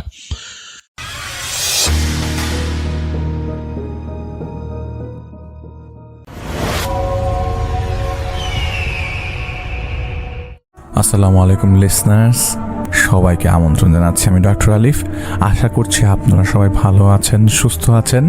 তো আমি আমার প্রথম ঘটনাটা যেটি শেয়ার করব, সেটি ঘটনাটা 2014 সালের। আমি যার ঘটনা শেয়ার করব ডলি নামের একজন মহিলার, যিনি নারায়ণগঞ্জের রূপগঞ্জের এলাকার স্থায়ী বাসিন্দা। তার পরিবারে আছে তার বাবা, মা, এক ভাই এবং তার স্বামী। একদিন জাহিদ ভাইয়ের পূর্ব পরিচিত একজন শিক্ষক ওই ডলি যে আছেন তার স্বামীর সাথে পরিচয় করিয়ে দেন। তো ওই আলাপচারিতার সময় ওই আপুর স্বামী জাহিদ ভাইকে বলেন তার স্ত্রীর সমস্যার কথা। তার স্ত্রীর উপর শক্তিশালী জিনের আছর আছে। তারা প্রায় 6 মাস সব রকমের চেষ্টা করেছেন, তারা সফল হয়নি। জাহিদ ভাই যেন একটু বুঝার চেষ্টা করে। তো একটা পর্যায়ে তিনি রাজি হয় এবং পরদিন তিনি রূপগঞ্জে চলে যায় তার আপুর স্বামীর সাথে। যেহেতু রূপগঞ্জ একটু দূরে এবং এখনকার মতো এত ভালো রাস্তা তখন না থাকায় 2 দিনের উদ্দেশ্যে তিনি চলে যায়। ওই ডলি আপুদের বাড়িটায় প্রায় 1 একর জায়গা জুড়ে ছিল। মূল গেট দিয়ে ঢোকার সময় জাহিদ ভাই কিছুই বোঝেনি, কিন্তু যখন তাদের ঘরে প্রবেশ করতে যাবে পা পিছলে জাহিদ ভাই পড়ে যায় এবং তার নিজের কানে একটা চাপা হাসির শব্দ শুনতে পায়, কেমন একটা তামাশার হাসি। যাই হোক, জাহিদ ভাই ঘরের সবার সাথে পরিচিত হলে ডলিকে দেখতে চায়। তো জাহিদ ভাইকে ডলির রুমে নিয়ে যাওয়া হয়। ওই ডলি আপুর রুমে নিয়ে যাওয়ার পর তিনি খুব বিশ্রীভাবে রাক্ষস, পিচাস এগুলা বলে তার ছোট ছোট ছেলে মেয়েদের বকছিল। মানে তার কাছে মানে বোঝা যাচ্ছিল যে কয়েকটা ছোট ছেলে মেয়েকে বকছে। তো জাহিদ ভাইদেরকে দেখে বড় করে নিঃশ্বাস নিয়ে বিছানায় বসে গেল আর বলল, এই যা যা, দূর দূর করেছে ছোট ছোট ছেলে মেয়েকে তাড়িয়ে দেয় আর কি। জাহিদ ভাই দেখলো 2টা ছেলে মেয়েকে তাড়িয়ে দেয়। তো ওই ডলির আপুর স্বামী বলল যে দেখেন কি অবস্থা ডলির। তো জাহিদ ভাই বলল যে মনক্ষুণ্ণ হয়ে বাচ্চারা, মানে দেখলো যে মনক্ষুণ্ণ হয়ে বাচ্চারা বেরিয়ে গেছে। তো জাহিদ ভাইকে ডলি বলল যে গলায় দড়ি দিতে চায়, এইভাবে তার আর ভালো লাগে না। তো জাহিদ ভাই বলে, মরতে ভালো লাগবে কেন, আর আপনি মরবেন বা কেন? আমি এসেছি আপনার সাথে কথা বলতে, আশা করছি আপনার কিছু হবে না। তিনি সান্ত্বনা দেয়। এরপর খাবার টেবিলে বসে। তো ওই ডলিয়াপুর 2টা বাচ্চা জাহিদ ভাইয়ের কাছে আসে, একবার যায়। তো জাহিদ ভাই তাদের ইশারায় ডাকে। তো তারা মিটি মিটি হাসি দিয়ে পালিয়ে যায়। তো ওই ডলিয়াপুর বাবা মা এবং স্বামী তখন খাবার টেবিলে আসে আর কি, এবং কথা শুরু করে। ঠিক তখনই ডলিয়াপুর যে ছেলেটা, সে জাহিদ ভাইকে আবারও ইশারা দেয়, এবং জাহিদ ভাইও তখন তাকে ইশারা দেয়, আসতে বলে। তো বাচ্চাটা আসতে চায় না। তো জাহিদ ভাই বলে, এই যে আপনার নাতিকে সে কখন থেকে ইশারা দিচ্ছি, কিন্তু ও তো আসছে না। তো ওই বাচ্চাটা বারবার ইশারা দিচ্ছিল জাহিদ ভাইকে চুপ করে থাকার জন্য। তো ডলিয়াপুর বাবা উত্তর দেয়, কাকা আপনি কি আসলেই কোনো বাচ্চাকে দেখতে পাচ্ছেন? তো জাহিদ ভাই বলল, হ্যাঁ। আর তখনই ডলিয়াপুর বাবা বলে উঠলো, লা ইলাহা ইল্লাল্লাহু মুহাম্মাদুর রাসূলুল্লাহ। এবং সবাই ভয়ার্ত ভয়ে পড়তে লাগলো। তো জাহিদ ভাই দেখলো সেই বাচ্চাটা আবার তার দিকে রাগের দৃষ্টিতে তাকিয়ে থেকে উল্টা দিকে হাঁটা শুরু করে দিল, এবং পেছনে তাকালো না। আর এদিকে ডলিয়াপুর বাবা তখন জাহিদ ভাইকে বলল, কাকা ওরা আমাদের কেউ না, আমাদের কোনো নাতি নাতনি হয় নাই। এইটা শুনে জাহিদ ভাইয়ের কাছে সবকিছু উল্টাপাল্টা লাগা শুরু হয়ে গেল, কারণ এমনটা তো আগে কখনো দেখেনি। জাহিদ ভাই বলতে লাগলো, এগুলো রাক্ষস। জাহিদ ভাইকে বলতে লাগলো, এগুলো রাক্ষস। কোন তালে পরে এত বড় বিপদ ডেকে আনলো আমার মেয়েটা, কি জানে। তো প্রতিটা রাতে এরকম নাকি তার মেয়েকে কামড়ায়, আঁচড় দেয়। এগুলা তাকে এগুলো রেগুলার চলছিল। আর এগুলোই নাকি তার মেয়েকে তিলে তিলে মেরে ফেলছে। আর তাদেরকে নাকি এরকমভাবে বলা হয়েছে যে আগামী 2 মাস পর নাকি অমাবস্যার রাতে তার মেয়েটাকে ওরা মেরে ফেলবে। এবং এটা বলতে বলতেই ওই ডলিয়াপুর বাবা কান্না শুরু করে দেয়। তো জাহিদ ভাই তাকে শান্ত করার চেষ্টা করে, এবং শুরুর দিকে এইসব ঘটনার সময় জাহিদ ভাই তেমন একটা বুঝতো না, তো চোখের দেখার উপরে আন্দাজে কাজ শুরু করে দিত। তো এখন যেহেতু একটু অভিজ্ঞতা হয়েছে, তখন এত ছিল না। তো জাহিদ ভাই তো ডলিয়াপুর স্বামীকে বলে যে আমাকে সবকিছু একটু খুলে বলেন তো, কাহিনী কি। তো ওই আপুর ভাই বলে যে উনি বলেন যে তাদের বিয়ে হয়েছে আজ 8 বছর, তারা নিঃসন্তান, অনেক জায়গায় অনেক চিকিৎসা করেছে কিন্তু কোনো ফল পায় নাই। গত 2 বছর ধরে কি বিভিন্ন কবিরাজ বলেন বা যাই বলেন, তারা সব ধরনের চিকিৎসা নিচ্ছিল, কোনো কাজ হচ্ছিল না। মাস 6 আগে তারা ভারতের মাদ্রাজে যায় ডাক্তার দেখাতে। সেখানে থাকাকালীন তারা হোটেলে যে ছিল, সেখানকার এক কর্মচারী মহিলাদের সাথে তাদের বেশ ভাব হয়। একদিন ডলি ওই আপু সেই মহিলাকে বলে তাদের নিঃসন্তান হওয়ার কথা। তো সেই মহিলা তাদেরকে বুদ্ধি দেয় যে সেই হোটেল থেকে 7 থেকে 8 কিলোমিটার দূরে একটা শ্মশান আছে, সেখানে একজন অঘরী থাকে, সেই অঘরীর কাছে যেতে, কারণ সেই অঘরী অনেক কিছু পারত। তো প্রথমে ডলি আপু তাকে না করে দেয়, কিন্তু সেদিন রাতে তার স্বামীর সাথে কথা বলার পরে তারা কনভিন্স হয়, এবং ডলি আপুর স্বামী বলে ঠিক আছে, ওই বুয়ার সাথে দুজন মিলে কথা বলবে। তো সকালে তারা বুয়ার সাথে আলাপ শেষ করে, এবং সেই আলাপে ডলি এবং তার স্বামী ঠিক করে যে সে অঘরীর সাথে দেখা করবে। তো একদিন পর তারা সেই শ্মশানে যায়, মূল গেটে দাঁড়ায়, এবং সেই বুয়া সেই শ্মশানের পুরোহিতের নাতিকে ডাকে, তাকে নিয়ে যায়। বুয়া প্রথমে সেই অঘরীর সাথে দেখা করে, তারপর বুয়া এসে তাদের নিয়ে যায়। আগে বুয়া তাদের সাথে দেখা করে আসে। তো যাওয়ার সময় বুয়া সাবধান করে দেয় তারা যেন বেশি কথা না বলে, এবং যা বলে তারা যেন শোনে। টাকা পয়সার কথা বলা যাবে না, ওরা সাধুরা টাকা পয়সা নাকি নেয় না। তো খালি বাবা ডাকবা সম্মান দিয়ে এতে তারা খুশি হবে। তারা সেই সাধুর কাছে যায়। তো তারা দেখে যে খালি গায়ে, শরীরে ধুলাবালি, হয়তো অনেকদিন যাবৎ গোসল করে না, কালো শুকনা শরীর, এক হাতে হিন্দু ধর্মের শুল। অঘরীটা অন্ধ ছিল, মাথার চুলে জট বাঁধা ছিল। তারা তার সামনে বসে। তো বসার সাথে সাথেই সাধু বাংলা ভাষায় কথা শুরু করে, কি রে বাঙালি, অঘরীর কাছে এসেছিস, ভালো ভালো, হবে না তোর পেটে আসবে না। তো ডলিয়াপুর স্বামী তাকে বলে, বাবা আপনি বাংলা জানেন? তো অঘরী বলে, আমি সব ভাষা জানি। এই জায়গার বাতাস আমার কানে কানে কথা বলে, এই জায়গার মাটি আমার সাথে কথা বলে। ওরা বলছে তোদের অন্তরে অনেক জ্বালা। তো ডলিয়াপু তাকে অনুরোধ করতে করতে বেশ রিকোয়েস্ট করে ফেলে। একসময় অঘরী বলে, ঠিক আছে, আমি এই ঘাটের এই শ্মশানের মহারাজকে বলবো তোর কথা কাল আসিস। তো তারা চলে যে পরের দিন যায় আবার, যেহেতু যেতে বলেছে। যাওয়ার পর অঘরী তাদের বলে, মহারাজ তোকে বাচ্চা দিবেন, একটা নয় 2টা দিবেন। তারপর সেই অঘরী তাদের মানুষের দাঁতের তৈরি মালা, শ্মশানের মাটি ঢেলা, সিঁদুর এবং কিছু সাদা চুন দেয়। তাদের বলে যে সিঁদুর এবং চুন যেন ডলিয়াপুদের বাড়ির আশেপাশে ছিটিয়ে দেয়, শ্মশানের মাটির সাথে শ্মশানের মাটির সাথে মিশানো সেই চুনটা যেন সেই চারিপাশে ছিটিয়ে দেয়, এবং সেই মালাটা যেন বালিশের নিচে রেখে দেয়। তারা যে বালিশে ঘুমাবে, গর্ভের সন্তানের বয়স যখন 1 মাস হবে, তখন যেন এই শ্মশানে এসে একটা পাঠা যেন রেখে যায়, সেই শ্মশানের মহারাজকে ভোগস্বরূপ। সেখান থেকে তারা চলে আসে এবং ডলিয়াপুর স্বামী আসলে এই দাঁতের মালা দেখে ভালো লাগছিল না শুরুর থেকেই, কিন্তু ডলিয়াপুর চাপে তিনি আর কিছু বলে নাই। তারা সেগুলো নিয়ে রূপগঞ্জ চলে আসে এবং সেইভাবেই চুন সিঁদুর এবং মাটি ছড়িয়ে দেয়। তারা দাঁতের মালাটা রেখে দেয় ডলির বালিশের নিচে। সেদিন রাতে ডলিয়াপি অনেক আজে বাজে স্বপ্ন দেখেন। এর কিছুদিন পর স্বপ্নে দেখতে পান অঘরীর মতো কেউ একজন তার ঘরে প্রবেশ করে, তার সাথে ছিল ছোট্ট দুটি ছেলে মেয়ে। সেই সময় তিনি শুনতে পান, এই নে তোকে দিয়ে গেলাম, এবং তখনই ওনার ঘুম ভেঙে যায়। কিন্তু তিনি কিছু দেখলেন না। বেশ কয়েকদিন চলে গেল, ডলিয়াপুর স্বভাব পরিবর্তন হতে লাগলো। একদিন ডলিয়াপু অসুস্থ হয়ে গেল, চেক আপ করে জানা গেল উনি প্রেগন্যান্ট। এতে ডলিয়াপুর পরিবার তো মহা খুশি। কয়েকদিন পর ডলিয়াপু বলছিল সেই শ্মশানে পাঠা দিয়ে আসতে হবে। তো ডলিয়াপুর স্বামী বলে, আরে না, দেখো বলছিল 1 মাসের মধ্যে হবে, 1 মাস তো কবই পার হয়ে গেছে, বাদ দাও। আর ওই মালা কোথায় ফেলে দাও, এগুলি মানে ফেলায় দাও, দরকার নেই। না জানি না কি করে এই সাধুরা। স্বামীর কথায় তিনি একমত হয়ে সেই মালাটা তাদের বাথরুমের টয়লেটে এসে ফেলে দেয়। সেদিন রাতে ডলিয়াপুর স্বপ্ন দেখেন সে অঘরীকে। অঘরীর রাগে ক্রোধে রাগান্বিত চোখগুলো জলজল করছিল। সে শুধু তাকে বলে, মহারাজকে অপমান করেছিস, তোর ভোগ তাকে দিসনি, মহারাজ এবার তোকে তোর ভোগ বানিয়ে ফেলেছে। এটা বলার সময় তিনি দেখতে পেলেন তার পাশে বিভৎস এক মূর্তি মুখ হা করে তার মুখে কামড় দিয়ে ধরে। তখনই তার ঘুম ভেঙে যায়। উনি জেগে উঠে দেখেন সে অঘরী তখনও দাঁড়িয়ে আছে। তা দেখে তিনি খুব ভয় পেয়ে যান। তিনি শুনতে পান অঘরী তাকে বলছে, এই নে তোর সন্তানদের। এটা বলার পর তিনি ছোট্ট 2টি ছেলে মেয়ে তার খাটের নিচে থেকে বের হয়ে তাকে মা মা বলে ডাকতে থাকে। তিনি দেখতে পান সেই বাচ্চাদের দাঁতগুলো শুয়ের মতো দেখতে। এর মধ্যে একটা বাচ্চা তার হাতে কামড় বসিয়ে দেয় এবং তিনি চিৎকার করে ওঠেন। তার হাতের কামড়ের যন্ত্রণা ছিল বিষের মতো। তো ডলিয়াপুর স্বামী উঠে গেল, দেখতে পেল ডলি মৃগী রোগীদের মতো কাঁপছে, কেঁপে কেঁপে উঠছে।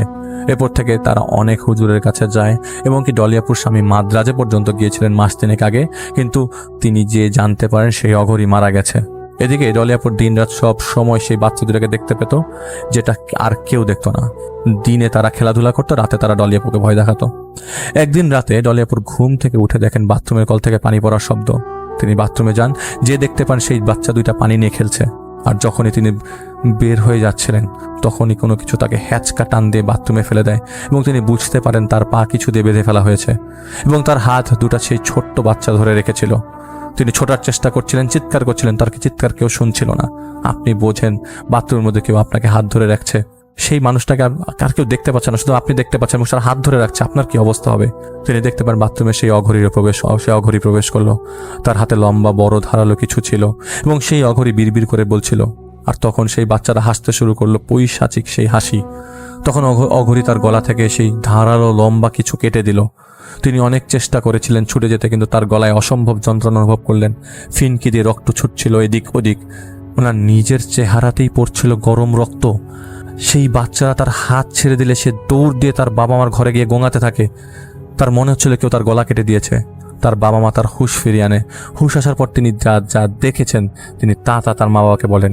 সারাদিন থাকতো ভীত হয়ে, কারণ 2টা বাচ্চা সব সময় তার চারপাশে ঘোরাফেরা করত। এদিকে তিনি তখন গর্ভবতী। অনেক হুজুর দিয়ে চেষ্টা করেছেন। ঠিক এই কথাটা যখন ডলির স্বামী বলছিলেন, ঠিক তখনই জাহিদ ভাই একটা চিৎকার শুনতে পায় ডলিয়াপুর। তিনি চিৎকার করে বলছিলেন, আম্মা আমাকে নিয়ে গেল। ডলিয়াপুর স্বামী আর জাহিদ ভাই দৌড় দিয়ে গিয়ে দেখে যে ডলিয়াপুকে বাথরুমের দিকে কে জানি টান দিয়ে নিয়ে যাচ্ছে এবং অলরেডি নিয়ে যাওয়ার পরে সেখানে অনেকখানে পা তার ঢুকে গেছে, হাঁটুর কোমরের ভিতরে হাঁটু ঢুকে গেছে। তিনি তাদেরকে তাকে টেনে উঠানোর চেষ্টা করেন। অনেক টানা হেঁচড়া করার পর তাকে ডলিয়াপুর স্বামী এবং তাকে বের করার পরে দেখা গেল যে তার পায়ের মধ্যে কিছু কালো চুল বাঁধা। ডলিয়াপু হাউমাউ করে কাঁদছিল। তার পায়ের বেশ কয়েকটা জায়গা কেটে গেছে। তার সেবা শুশ্রূষা চলল।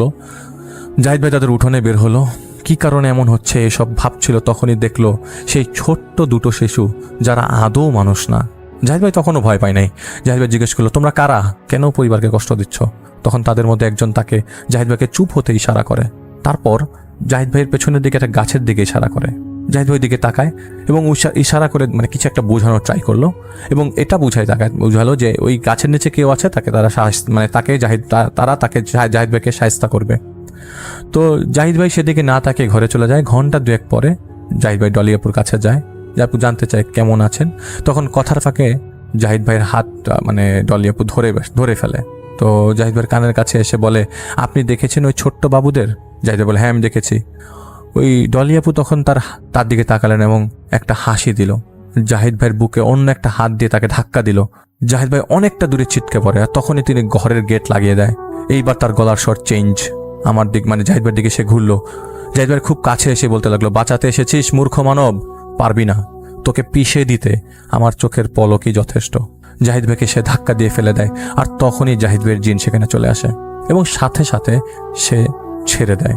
এবং জাহিদ ভাই বলেছে যে ভাই হয়তো বিশ্বাস করবেন না যে ডলি আপু সেই ঘরের বাথরুমের দিকে দৌড় দিয়ে পড়লো এবং জাহিদ ভাই নিজে দেখলো হঠাৎ গায়েব হয়ে যেতে। জাহিদ ভাই আতঙ্কে উঠে দৌড় দিয়ে গেট খুলতে যাবে, তখনই জাহিদ ভাইয়ের জিনা জাহিদ ভাইকে বলে, খাটের নিচে দেখো কে শুয়ে আছে। জাহিদ ভাইয়ের গেট খুলে ডলি বাবা আমাকে ডাক দিয়েই সে খাটের নিচে যায়, দেখলো ডলি আপু সেখানে শুয়ে আছে ঘুমের মতো করে। তাকে ডাকলে তার ঘুম ভেঙে যায়। তাকে বের করে আনা হয় এবং জিজ্ঞেস করে কখন উনি খাটের নিচে শুয়েছিলেন। তিনি বলেন তিনি বিছানাতেই ছিলেন, ঘুমে এসে গিয়েছিল। একটা পর্যায়ে তিনি কোথায় ছিলেন তারপরে তিনি আর জানেন না, খাটের নিচে কীভাবে আসলো ওটা তার মাথায় নাই। তো জাহিদ ভাই ডাকে তার ঘুম ভাঙলো এবং জাহিদ ভাইয়ের জিন তাকে বলল যে বাইরে এসো।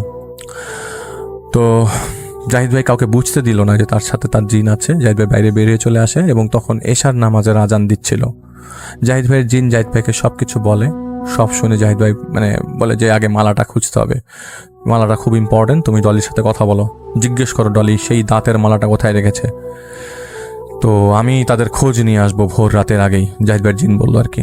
তো এর মধ্যে কথাবার্তা হচ্ছিল, তখন পাশের একটা আম গাছে জোরে জোরে ঝাঁকির মতো উঠতে লাগলো। জাহিদ ভাই তাকে দেখে সেই বাচ্চা দুইটা গাছের ডালে বসে বাচ্চাদের মতো হাসতে শুরু করেছে এবং কালো শুকনো দেহের অঘরীদের মতো কেউ একজন দেখে সেই গাছের পেছন থেকে বের হলো। জাহিদ ভাই তখন জানতো না অঘরীরা দেখতে কেমন হয়। এর কিছুক্ষণ পর সব আপনা আপনি স্বাভাবিক হয়ে যায়। রাত তখন 1টা। জাহিদ ভাই ডলি আপুর কাছে যায়, তাকে জিজ্ঞেস করে মালাটা কোথায়। ডলি আপুর স্বামী বলে যে মালাটা তো তিনি ফেলে দিয়েছেন বাথরুমের বাইরে। তখন ডলি আপু বলে, না আমি পরে সেই মালা নিয়ে এসেছিলাম, আমি মালাটা নিয়ে ওই গাছের কাছে রেখেছি, গাছের নিচের দিকের ডালের প্রথম ডালের দিকে। তো জাহিদ ভাই দ্রুত তার স্বামীকে নিয়ে যায় এবং বেশ কয়েকজন মিলে সেই আম গাছের কাছে যায়। সেই গাছে ঘন্টা খানেক জাহিদ ভাই দেখলো যে সেই বাচ্চাদের এবং অঘরীকে টর্চের আলোতে সেই মালাটা পাওয়া যায় এবং একজন, এটা কিন্তু জাহিদ ভাই ডলি আপুর স্বামী দেখতে পাচ্ছিল না। তো একজন লোক সেই ডালে থেকে মালাটা নামাতে যাবে, তখনই জাহিদ ভাই দেখতে পাই উপরের ডালে সেই বাচ্চাদের, যাদের একজনের হাতে কালো দড়ির মতো কিছু একটা ছিল। জাহিদ ভাই তখন বলল যে এই মালা এখন নামানো যাবে না। তো জাহিদ ভাই তাদের সেখান থেকে চলে যেতে বলে এবং জাহিদ ভাই একা থাকবে এটা বলে দেয়। তো মনে মনে জাহিদ ভাইও ভয় পাচ্ছিল। তার শরীর তিনি বন্ধ করে নেয় এবং বাচ্চাদের এবং অঘরীকে তার সামনে আসতে বলে এবং একটি সূরার কিছু আয়াত পড়তে পড়তেই ওই গাছটার চারপাশে ঘুরলো। আর তখন গাছের একটা ডাল ভাঙার শব্দ পাওয়া গেল, আর সাথে একটা কেমন গোংরানির শব্দ, দানবীয় গোংরানির শব্দ জাহিদ ভাই পেল। জাহিদ ভাই সাথে সাথে সেখান থেকে দৌড় দেয়। তখনই সেই গাছের একটা বড় সড়ো ডাল ধপাস করে মাটিতে পড়ে। জাহিদ ভাই প্রচণ্ড ভয় পেয়ে যায়। জাহিদ ভাইয়ের মনে আছে এতটাই বুক ধরফর করছিল, মনে হচ্ছিল তার বুক ফেটে হাড়টা বেরিয়ে যাবে। আর তখন জাহিদ ভাইয়ের কানে তাচ্ছিল্যের হাসি ভেসে আসছিল। ডাল পড়ার শব্দে ডলি আপুর স্বামী আর তার বাবা চলে আসেন বাইরে। এখন তারা খুব ভয় পেতে লাগলো, কেননা জাহিদ ভাই আসার পর থেকে পরিস্থিতির অবনতি আরও বেশি। এবং জাহিদ ভাই তাদের বুঝায় বলে যে ওরা আগে কোনো হুজুর আসার পর এমন করে নেই, কারণ জাহিদ ভাই আসার পর এর মানে হচ্ছে তার জাহিদ ভাইকে শত্রু মনে করছে, তারা মনে হচ্ছে যে তাদের ক্ষতি হতে পারে, তাই তারা ক্ষতির ভয় দেখাচ্ছে যাতে জাহিদ ভাই চলে যায় এবং তাদেরকে চিন্তা করতে মানা করে দেয় এবং ঘরে যেয়ে তাদেরকে বিশ্রাম নিতে বলেন। তিনিও বিশ্রাম নিচ্ছিল, কারণ সারাদিন খুব ধকল গেছে এবং প্রায় পুরো রাতই। তাই বসে বসে তাহাজ্জুদ নামাজ পড়ে। নামাজ পড়াকালীন জাহিদ ভাইয়ের জিন তার কাছে আসে। নামাজ পড়ার পর তিনি জাহিদ ভাইকে বলেন কিছু জিনিসপত্র সংগ্রহ করতে হবে, এগুলি সংগ্রহ করো। তো জাহিদ ভাই জানতে চায় এসব কিছু কে এসব করছে। তো জাহিদ ভাইকে বলেন এটা একটা দেও, আমি আগেও বলেছি যে শ্মশান এবং জঙ্গলেরা থাকে, আজ রাতে ওকে বিদায় করতে হবে, না হলে সেই ডলিকে নিয়েই যাবে, কারণ সে জেনে গেছে এখানে তুমি এসে গেছো এবং আমিও এসেছি। তো জাহিদ ভাইকে আরও বলেন সন্তানের আশা তারা একটা গরিত কাজ করেছে। একে তো তারা শয়তানের কাছে গেছে, তুমি তো জানো যে অঘরীরা মৃত মানুষদের পোড়ানো দেহের অংশ খায়। এরা হচ্ছে মানুষরূপী বিকৃত মস্তিষ্কের জানোয়ার, তারা শয়তানের পূজা করে এবং শয়তানকে খুশি করে। তাদের উচিত ছিল না অঘরীদের কাছে যাওয়া। এরপর যখন তারা দেখলো সেই মালাটা অঘরী তাদের দিয়েছে, সেই মালা তো ইনসানদের দাঁতের তৈরি এবং মারির হাড় দিয়ে তৈরি, কিভাবে তারা সেটা নিল এবং সেখানে বালিশের নিচে ফেলে ঘুমালো এটা উচিত হয়নি তাদের করা। তাদের বুকে কি একটা ফোঁটাও ভয় আসেনি যে তারা কুফরি করছে? এখন যেহেতু ডলি প্রেগনেন্ট এবং তারা পাঠা না দিয়ে উল্টো সেই মালা ফেলে দিয়েছে, বিপদ তো তারা ডেকে এনেছেই।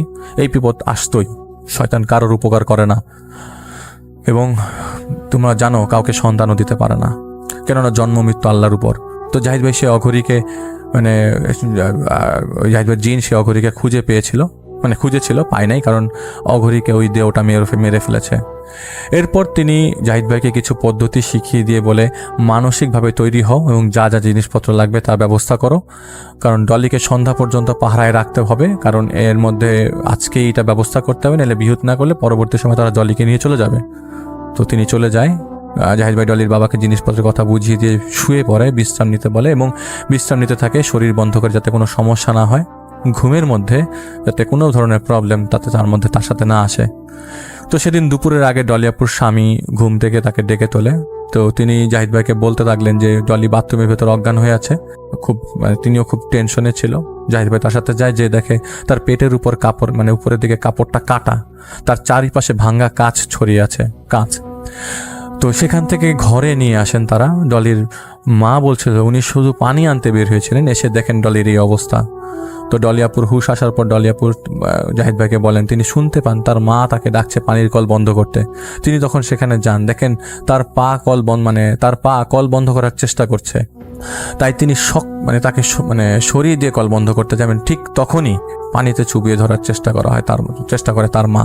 তারপরে তিনি ফ্লোরে পড়ে যান। সেখানে তিনি দেখতে পান তার মা তার গলা চিপে ধরেছে এবং সেই বাচ্চারা বেসিনের আয়না ভেঙে সেই ভাঙা আয়না দিয়ে তার পেট কেটে ফেলেছে। আর তখন তিনি যন্ত্রণা এবং ভয় হয়ে বেহুশ হয়ে যান। সেদিন মাগরিবের আগে আর কোনো সমস্যা হয়নি এবং তিনি এবং সেই বাচ্চাদের দেখছিলেন না তার আশেপাশে, তার বাচ্চাগুলোকেও দেখা যাচ্ছিল না। তো মাগরিবের নামাজের পর জাহিদ ভাইয়ের জিনের নির্দেশনা অনুযায়ী বাড়ির উঠানের দাউ দাউ করে আগুন জ্বালানোর ব্যবস্থা করা হয় এবং তাদের বাড়িতে যেখানে শ্মশানের মাটি, সিঁদুর এবং চুন ছড়িয়েছিল সেখানে 5 বার কোদালের কোপ দেওয়া হয়। যতটুকু মাটি উঠেছিল ততটুকু মাটি আলাদা করে রাখে জাহিদ ভাইয়ের কাছে। ডলিকে বসানো হয়। ডলিয়াপুর সামনে রাখা হয় 20 কেজি ফলমূল, নদীর পানি এবং গরুর দুধ।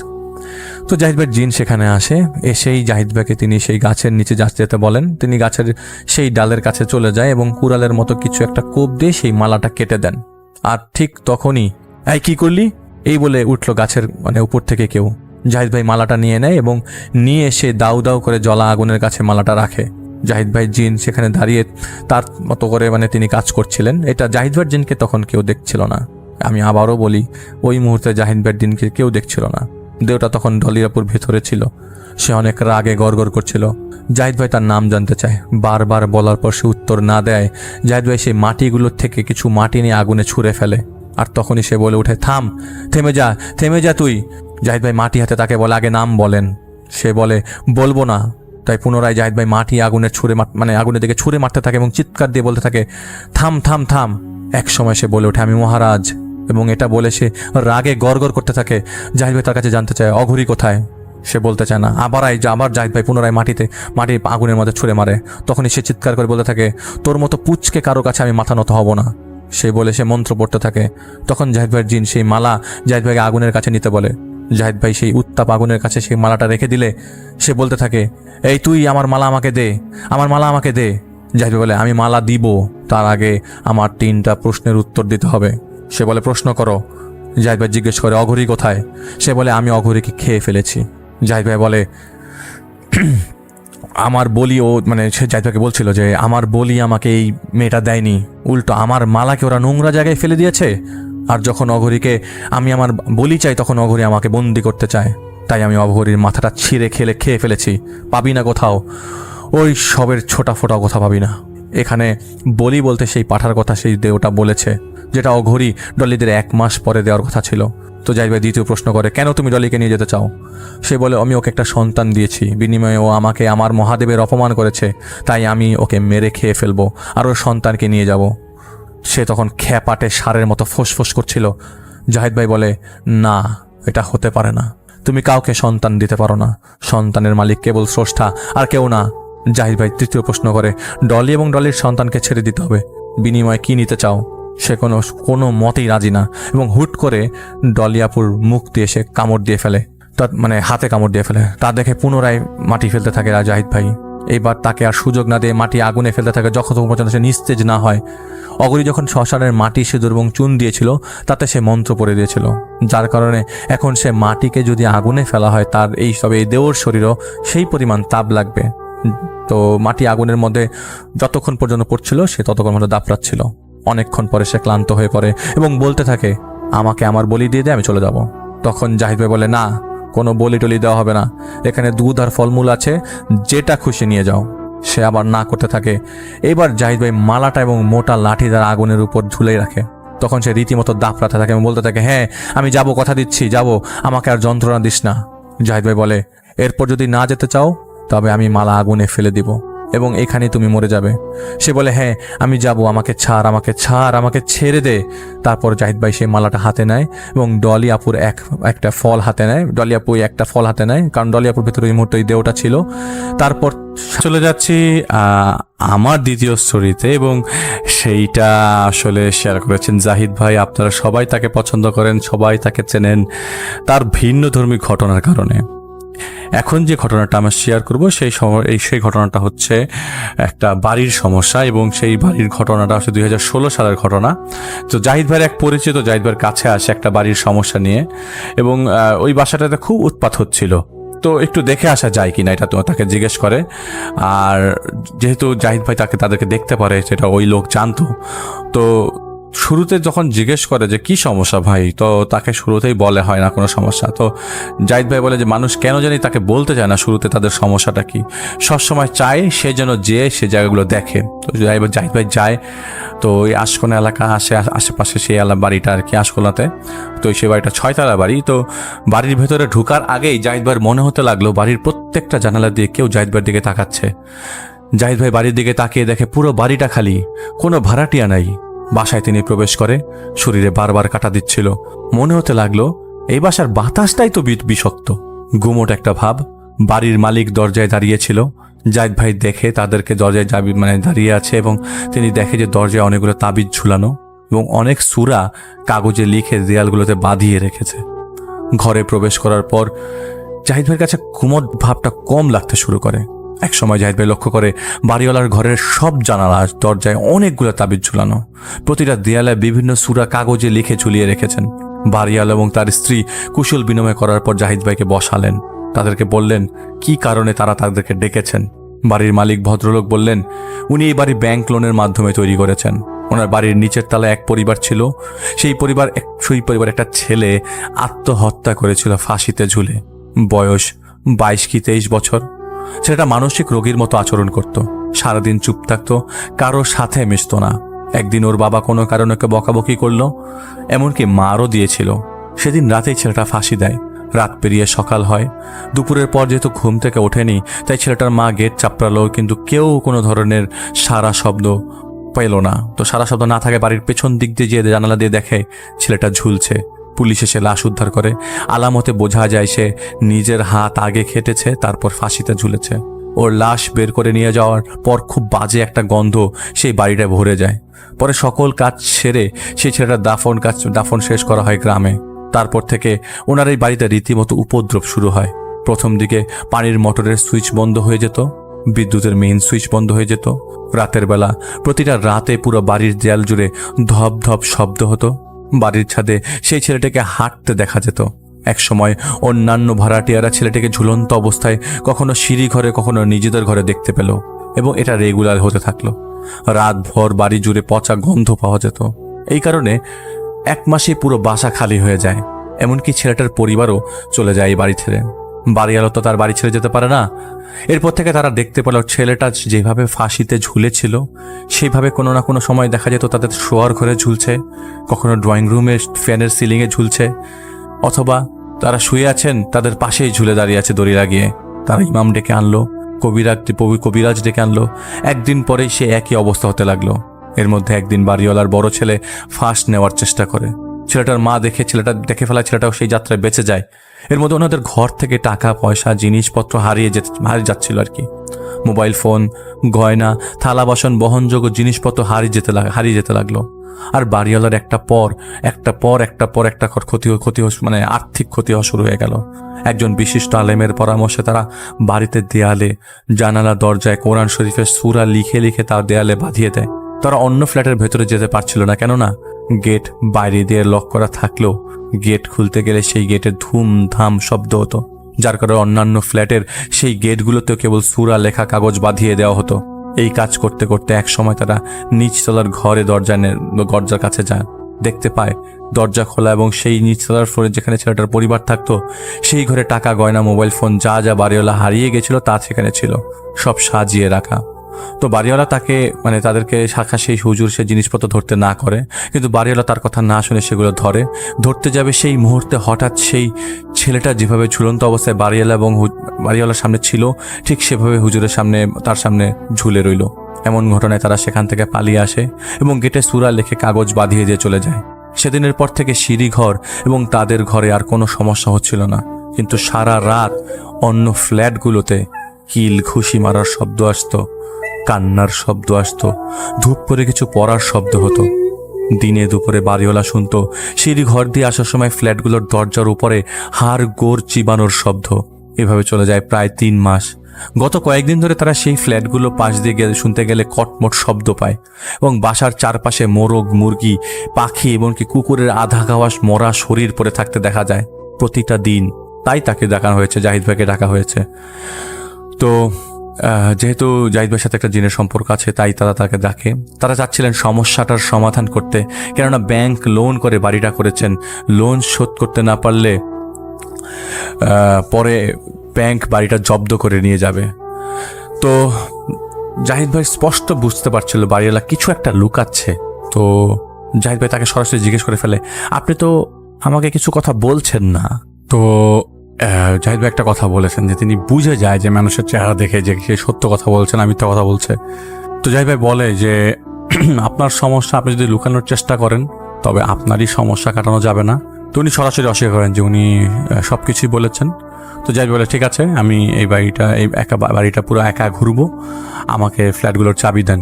তো তাকে চাবি দেওয়া হয় এবং উনি বের হয়ে যায় ওনার ঘর থেকে এবং জাহিদ ভাই জেনে নেয় যে কোন দিকের ফ্ল্যাটে সেটা আত্মহত্যা করে। তো ওনার ঘর থেকে বের হয়ে জাহিদ ভাই নিচতলায় পৌঁছায় এবং জাহিদ ভাই সুস্পষ্টভাবে জানতো বাড়িওয়ালা মিথ্যা কথা বলছে, কোনো একটা কারণে কিছু একটা লুকাচ্ছে। কেন সে যদি পারিবারিক বা কারণে আত্মহত্যা করে, তবে যদি এমন সমস্যা হতো তাহলে তো তার হওয়ার কথা ছিল, ছেলের পরিবারের হওয়ার কথা ছিল, বাড়িওয়ালার সাথে কেন? যেহেতু আগে কারিনের ব্যাপারে একটা ঘটনা আমরা শেয়ার করেছি এবং জাহিদ ভাইয়ের অভিজ্ঞতা আছে, তাই শরীর বন্ধ না করে জাহিদ ভাই ফ্ল্যাটটায় ঢোকে। পচা গন্ধ আসছিল কিচেনের দিক থেকে। জাহিদ ভাই কিচেনের দিকে হেঁটে গেল, যে দেখে একটা বিড়ালের অর্ধেক খাওয়া বডি। এটা দেখে বের হতে যাবে এমন সময় তার মনে হলো কিছু একটা ধূপ করে পড়েছে, যন্ত্রণাময় গোঙানির শব্দ আসছে। জাহিদ ভাইয়ের হার্টবিট বেড়ে গেল, জাহিদ ভাইয়ের শরীর শক্ত হয়ে আসলো। জাহিদ ভাই ঘুরে তাকালো, দেখলো একটা ছেলে ঝুলে আছে, ঘাড় বাঁকা, চোখগুলো বের হয়ে আছে, জিভটাও বের হয়ে আছে। জাহিদ ভাইয়ের দিকে তাকিয়ে হাসছে আর পেছন থেকে হাতটা সামনে এনে সেই বিড়ালটির বাকি অংশটা কামড়ে কামড়ে খেতে লাগলো। জাহিদ ভাই বের হইতে পারলো না, কারণ তখনই ছেলেটা লাফ দিয়ে গেটের সামনে দাঁড়িয়ে যায় ওই ফাঁসির জায়গা থেকে। আর এটা থেকে জাহিদ ভাই শরীরটা বন্ধ করে ফেলে। জাহিদ ভাই তখন বমি হওয়ার মতো অবস্থা। জাহিদ ভাই জানতো কারিনদের সাথে কিভাবে কথা বলতে হয়, তাই জাহিদ ভাই জিজ্ঞেস করে আগে কি হয়েছিল, কেন এখানে আটকে আছো। এই কথা বলার পর সেই ছেলেটা কিছু বলে না, তাকে ডাইরেক্ট মারার চেষ্টা করলো, কিন্তু শরীর বন্ধ থাকায় পারেনি। জাহিদ ভাই জিজ্ঞেস করলো বাড়িওয়ালাকে কিছু করেছে। আর এটা যখনই বলা হলো তখনই সেই ঘর থেকে ওই ঘর থেকে রুম থেকে একটা কথা ভেসে আসলো। কথাটা হলো, ধর, আজ ওকে ছেড়ে টুকরো টুকরো করবো। এই কথা শোনার পর জাহিদ ভাই একটা আমল করতে করতে আস্তে আস্তে সেই ঘর থেকে বেরিয়ে গেল, একেবারেই বের হয়ে গেল। বের হয়ে তিনি বাইরে যেয়ে দাঁড়ায়, আর তখনই তার পায়ের কাছে সেই বিড়ালটার সেই খাওয়া অংশটুকু হঠাৎ করে উড়ে আসে, যেটা তিনি কিচেনে দেখেছিল। জাহিদ ভাই দোয়া দুরুদ পরে সেখান থেকে চলে আসে। রাতে জিনকে সব কিছু জানায় এবং সেই বাসার ঠিকানা দেয়। উনি বললেন এভাবে যেন কোনো আত্মহত্যা ঘটিত জায়গায় জাহিদ ভাই যেন একা না যায়। জিন রাতে 3টার দিকে আসে এবং প্রথম কথাটি ছিল অন্যায়, কঠিন শাস্তি অবশ্যই হবে। এই বাড়িওয়ালা সেটিই পাচ্ছে, এর চেয়ে বড় ক্ষতি আসন্ন।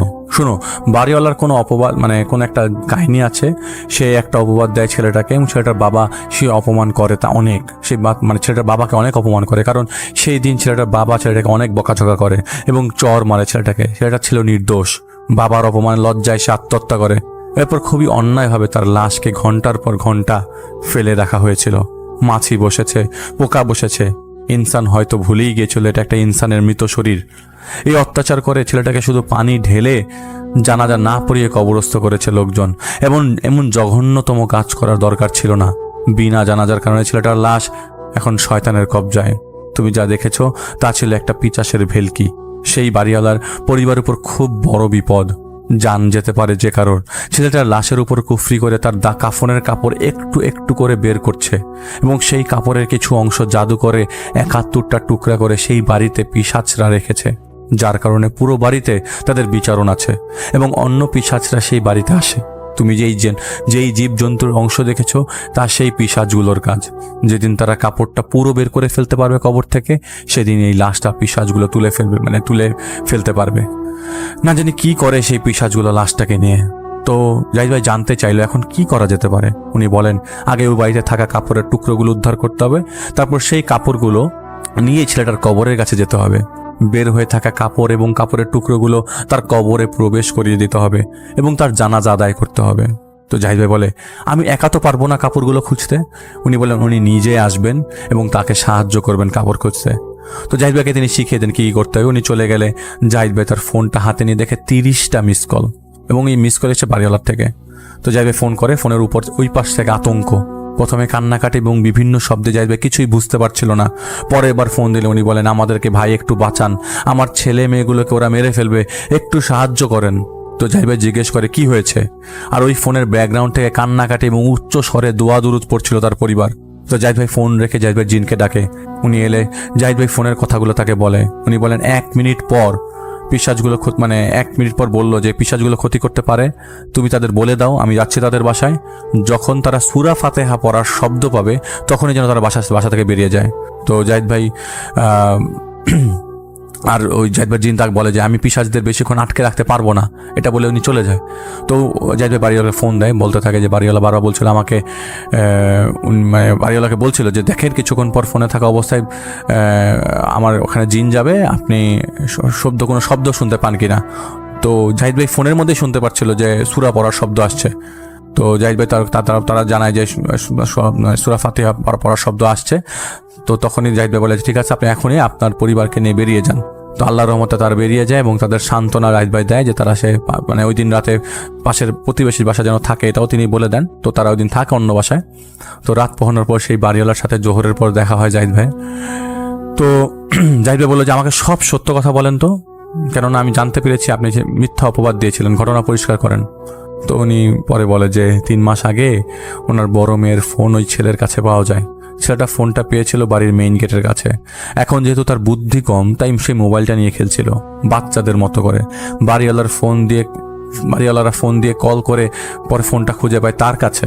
উনি নিজে আগে বেশ কয়েকবার ছেলেটাকে চর থাপ্পড় মারে, তারপর ছেলেটার বাবাকে চরম অপমান করে মানুষজন দাঁড় করিয়ে। সেদিন রাতে বাড়িওয়ালা জানতে পারে তার বড় মেয়ের ফোন তার বড় মেয়ে নিজের ভুলে বাইরে রেখে আসে। কিন্তু তারা তো বাড়িওয়ালা, তারা তো নত হতে শেখেনি। তারা বাড়ি করে নিজেদের অনেক বড় ভাবে, তাই সেই ব্যাপারটা চেপে যায়। বাড়ির মালিক ভাড়াটিয়ার কাছে মাফ চাইবে সম্ভব? এদিকে ছেলেটার বাবা অপমানে ছেলেটাকে চর মারে এবং বকাঝকা করে। আল্লাহ ভালো জানেন কেন সেই বুদ্ধিহীন ছেলেটা সেদিন রাতে আত্মহত্যার চিন্তা কিভাবে করলো। ছেলেটা মরলো, তারপরে সেই বাড়িওয়ালার তার কৃতকর্মের জন্য ক্ষমা চায়নি ছেলেটার বাবার কাছে। গত রাতে বাড়িওয়ালা শুয়েছিল, রাত 1টার দিকে পুরো ফ্ল্যাটে ধূপ ধূপ শব্দ হতে লাগলো। 3টা সিলিং ফ্যান চলন্ত অবস্থায় একসাথে খুলে পড়ে। বাথরুমের কল, কিচেনের কল দিয়ে সমানে পানি পড়তে থাকে। জানালার কাঁচ ভেঙে যায়। পুরো পরিবার এক ঘরে এসে ঢুকে যায় এবং হাতে কোরআন শরীফ নিয়ে দুরুদ পড়তে থাকে, সূরা পড়তে থাকে। কিছুক্ষণ পর তারা শুনতে পেল তাদের ফ্ল্যাটের মেইন গেট কেউ খুলে ফেলেছে এবং সেই রুমের গেটের কাছে এসে কে জানি দাঁড়িয়ে আছে। বাড়িওয়ালারা কোনো কোরআন পড়তে লাগলো। তারা শুনতে পেল গেটের ওপার থেকে পৈশাচিক কতগুলো কণ্ঠের কথা। তারা বড় বড় হাড়ি পাতিল নাড়ানোর শব্দ পাচ্ছিলেন। তারা শুনতে পেলেন ধর আগে মেয়েটাকে ধর, কিরে বের হয়ে দেখ। কত খাবার এনেছি তোদের জন্য, গিলা কলিজা মাংস এনেছি তোদের জন্য। কতদিন তাজা রক্ত খাই না। আগে তোদের গলা কাটবো, রক্তগুলো খাবো, তারপর তোর চামড়াটা তুলে ফেলবো, কলিজাটা আলাদা করব, গুড়দাটা আলাদা করব, তারপর তোকে টুকরো করে কেটে খেয়ে ফেলবো। খোল না গেটটা বলে গেট ছাপড়াতে লাগলো। উনি কোরআন শরীফ ভয়ে ভয়ে পড়তে লাগলেন, আর জোরে জোরে তখন তিনি সব শুনতে পান যে কসাইরা যেভাবে ছুরিকে একটা চিকন ধার চিকন জিনিস দিয়ে ধার দেয়, সেই জিনিসটা নিয়ে শব্দ আসতে লাগলো। বড় কোনো ডেকচি সরানোর শব্দ আসতে লাগলো। বলতে লাগলো, আরো বড় বড় হাঁড়ি নিয়ে আয়, অনেক মাংস রান্না হবে, এক একটার ওজনও তো কম না। এই হাঁড়িতে কেবল ওর পিচ্ছি ছেলেটা আটবে, বাকিগুলাকে কোথায় রাখবি? এমন সব লোমহর্ষক কথাবার্তা ভেসে আসছিল। আর বাইরে তখন প্রচণ্ড ঝড় বৃষ্টি চলছে, তাই চিৎকার চেঁচামেচি কেউ শুনতে পায় নাই। দুই একজন আত্মীয়কে তারা জানালো। এরপর তিনি এরপর তাকে কারণ তাকে জাহিদ ভাইকে ফোনে পাচ্ছিল না। পরে জাহিদ ভাই ফোন করলো, ওই যে 30 বার মিস কলের কথা বললাম, তখন জাহিদ ভাই বিজি ছিল, তখন তাকে ফোন দিয়ে পাচ্ছিল না। এবং তারা সূরা পড়ার শব্দ পেয়ে বেরিয়ে এলো। বেরিয়ে আসার সময় সব জিনিসপত্র লন্ডভন্ড হয়ে পড়ে থাকতে দেখা গেল। তো জাহিদ ভাই তাকে বলে সবকিছু যে এইসব জিনিস কিন্তু আমার জিন তাকে বলেছিল আর কি। তো জাহিদ ভাইয়ের সাথে ওই লোক রাজি হয় ছেলের বাবার কাছে মাফ চাইতে, এবং তিনি নিজেই ছেলেটার জানাজা আদায়ের ব্যবস্থা করবেন বলে জাহিদ ভাইকে জানান। সেদিন রাতে একটা হারিকেন জ্বালিয়ে জাহিদ ভাই সেই জিন সহ জাহিদ ভাইয়ের জিন সহ সে বাসায় প্রবেশ করে, এবং জিনের সাথে আরও বেশ কয়েকজন জিন ছিল পাহারা দিতে। তো জাহিদ ভাইয়ের জিন বলে দিচ্ছিল কোথায় কোথায় কাপড়গুলোর টুকরা রাখা আছে, কিন্তু কাপড়ের টুকরোর জায়গায় জাহিদ ভাই রীতিমতো সাপ দেখছিল। তো জাহিদ ভাইয়ের আমির সাহেব যে জিন বলল যে শোনো, ওরা তোমাকে ধাঁধা দেখাচ্ছে, ওটা একটা কাপড়, তুমি চোখ বন্ধ করে তুলে ফেলো। কিন্তু আসলে জাহিদ ভাই পারছিল না। জাহিদ ভাই সাপ ভয় পায় না, কিন্তু তা ধরার মানসিকতা তখন ওই সময় হয়ে ওঠে নাই। জাহিদ ভাই একদমই পারছিল না দেখে তার ওই আমির সাহেব জিন তাকে নিজের হাতে কন্ট্রোল করে নিয়ে সেই ঘর থেকে 47টা কাপড়ের টুকরা বের করে। এভাবে পুরো বাড়ি থেকে 70টি টুকরা উদ্ধার করা হয়। শেষ টুকরাটা ছিল বাড়ির ছাদে। ছাদের গেট খুলে ছাদে ঢুকতেই একটা বিভৎস দৃশ্য দেখা গেল। বেশ কয়েকটা কুকুর একটা মৃত পশুকে কামড়ে টেনে হিচড়ে আলাদা করে ফেললো।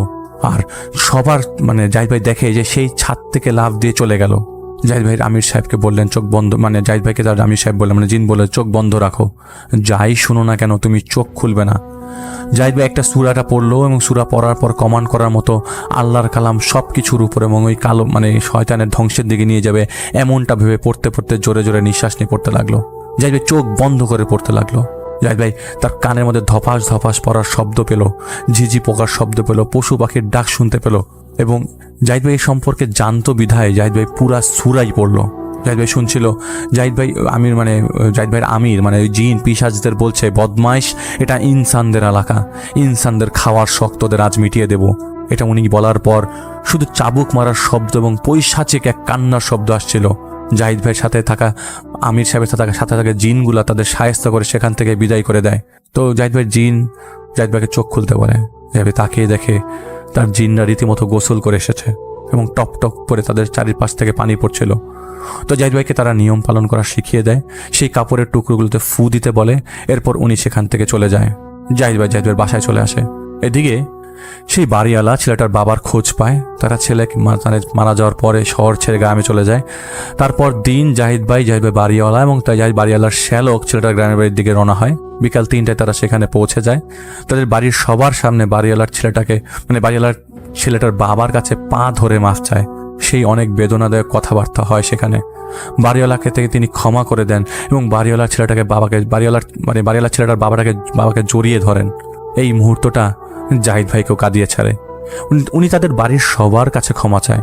সন্ধ্যার আগে সবকিছু ছেলেটার বাবাকে বলে। এটা শুনে ছেলেটার বাবাকে বলেন, কাকা, আমার ছেলেটার মাটি দেওয়ার পর থেকে দেখি ছেলেটার কবর থেকে খালি ওর কাফনটা বের হয়ে যায়।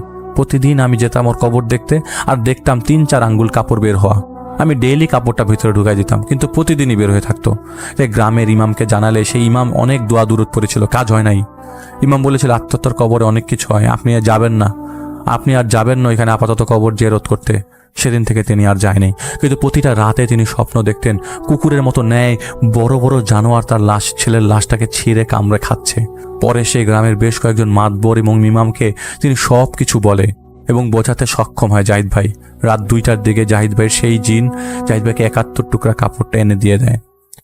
সেই কাপড় নিজ হাতে জাহিদ ভাই ধোয়। তারপর তিনি গ্রামের ইমাম, বাড়িওয়ালা, তার শ্যালক এবং ছেলের বাবা সেখানে যায়। যাদের জাহিদ ভাই মানে ওই ওনাদের সবার সাথে জাহিদ ভাই আমির সাহেবও ছিল, কিন্তু শুধু তাকে মানে জাহিদ ভাই ছাড়া তাকে আর কেউ দেখছিল না। জাহিদ ভাই কবরের কাছে যে দেখতে পায় অনেকখানি, প্রায় 3 ভাগের 2 ভাগ কাপড় বের হয়ে এসছে কবরের মাটি ভেদ করে। আমির সাহেব দুধ পড়ছিল, মানে জাহিদ ভাইয়ের জিন। বাড়িওয়ালা কিছু পানি পড়া জাহিদ ভাইয়ের শরীরে ছিটাচ্ছিল। আর ইমাম, ছেলের বাবা আর বাড়িওয়ালার শ্যালক কবর জিয়ারত করছিল সশব্দে। জাহিদ ভাই আগে কাপড় ঢোকাতে চেষ্টা করে, কিন্তু তখন প্রচণ্ড মাথা ব্যথা শুরু হয় জাহিদ ভাইয়ের, এবং তুমুল বাতাস সেখানে বইতে থাকে। বাতাসে ভেসে আসতে থাকে একটা কথা, শূন্যের অধিপতি ধরি বহমন, স্বীকার করিলে বইবে রক্তের ঢেলা দোহাই, তোর নবীর মাথার নইলে সর্প দংশ করিবে দংশন, আমি অসুর চিরনশ্বর। এটা জাহিদ ভাইয়ের তখনও মনে ছিল, সেজন্য তিনি লিখতে পেরেছেন। তখন জাহিদ ভাই সূরা পড়তে লাগলো। বেশ কিছু ডাল ভেঙে জাহিদ ভাইয়ের চারপাশে পড়ে এবং পৈশাচিক হাসি ভেসে আসতে থাকে। অনেক কষ্ট করে জাহিদ ভাই সেই কাপড়গুলো ভেতরে ঢোকাতে সক্ষম হয় এবং মাটি দিয়ে সেই গর্ত ঢেকে দেয়। তারপর সেই পিশাচের খেলা সেখানেই থেমে যায়। জাহিদ ভাই ছেলেটার গায়েবানা জানাজা আদায় করে রাতের বেলা কবর জিয়ারত করে সেখান থেকে চলে আসে। তো পরে ধীরে ধীরে সেই বাড়িওয়ালার সমস্যা কেটে যায়। আরও কিছু কাজ করার পর তারপর থেকে তেমন আর সমস্যা হয়নি। তো জাহিদ ভাই একটা কথা বলেছেন যে যখন থেকে তিনি টের পাচ্ছিলেন বাড়িওয়ালা মিথ্যা কথা বলছে, তখনই ঠিক করেছিল যে এই লোকের সাহায্য তিনি করবেন না। কিন্তু আমির সাহেব জাহিদ ভাইকে পুরো ঘটনা বলেন এবং জাহিদ ভাই তখন রাগ উঠে যায় বাড়িওয়ালার উপর। কিন্তু জাহিদ ভাইয়ের আমির সাহেব মানে জিন তাকে বোঝান মানে জাহিদ ভাই সেই ছেলেটিকে সাহায্য করতে হবে, কারণ ওর ওই দুনিয়াতে এমন অবস্থায় আছে যে ওকে সাহায্য না করলে ওর সমস্যাই হবে, আর সে বিপদগ্রস্ত বাড়িওয়ালাকেও।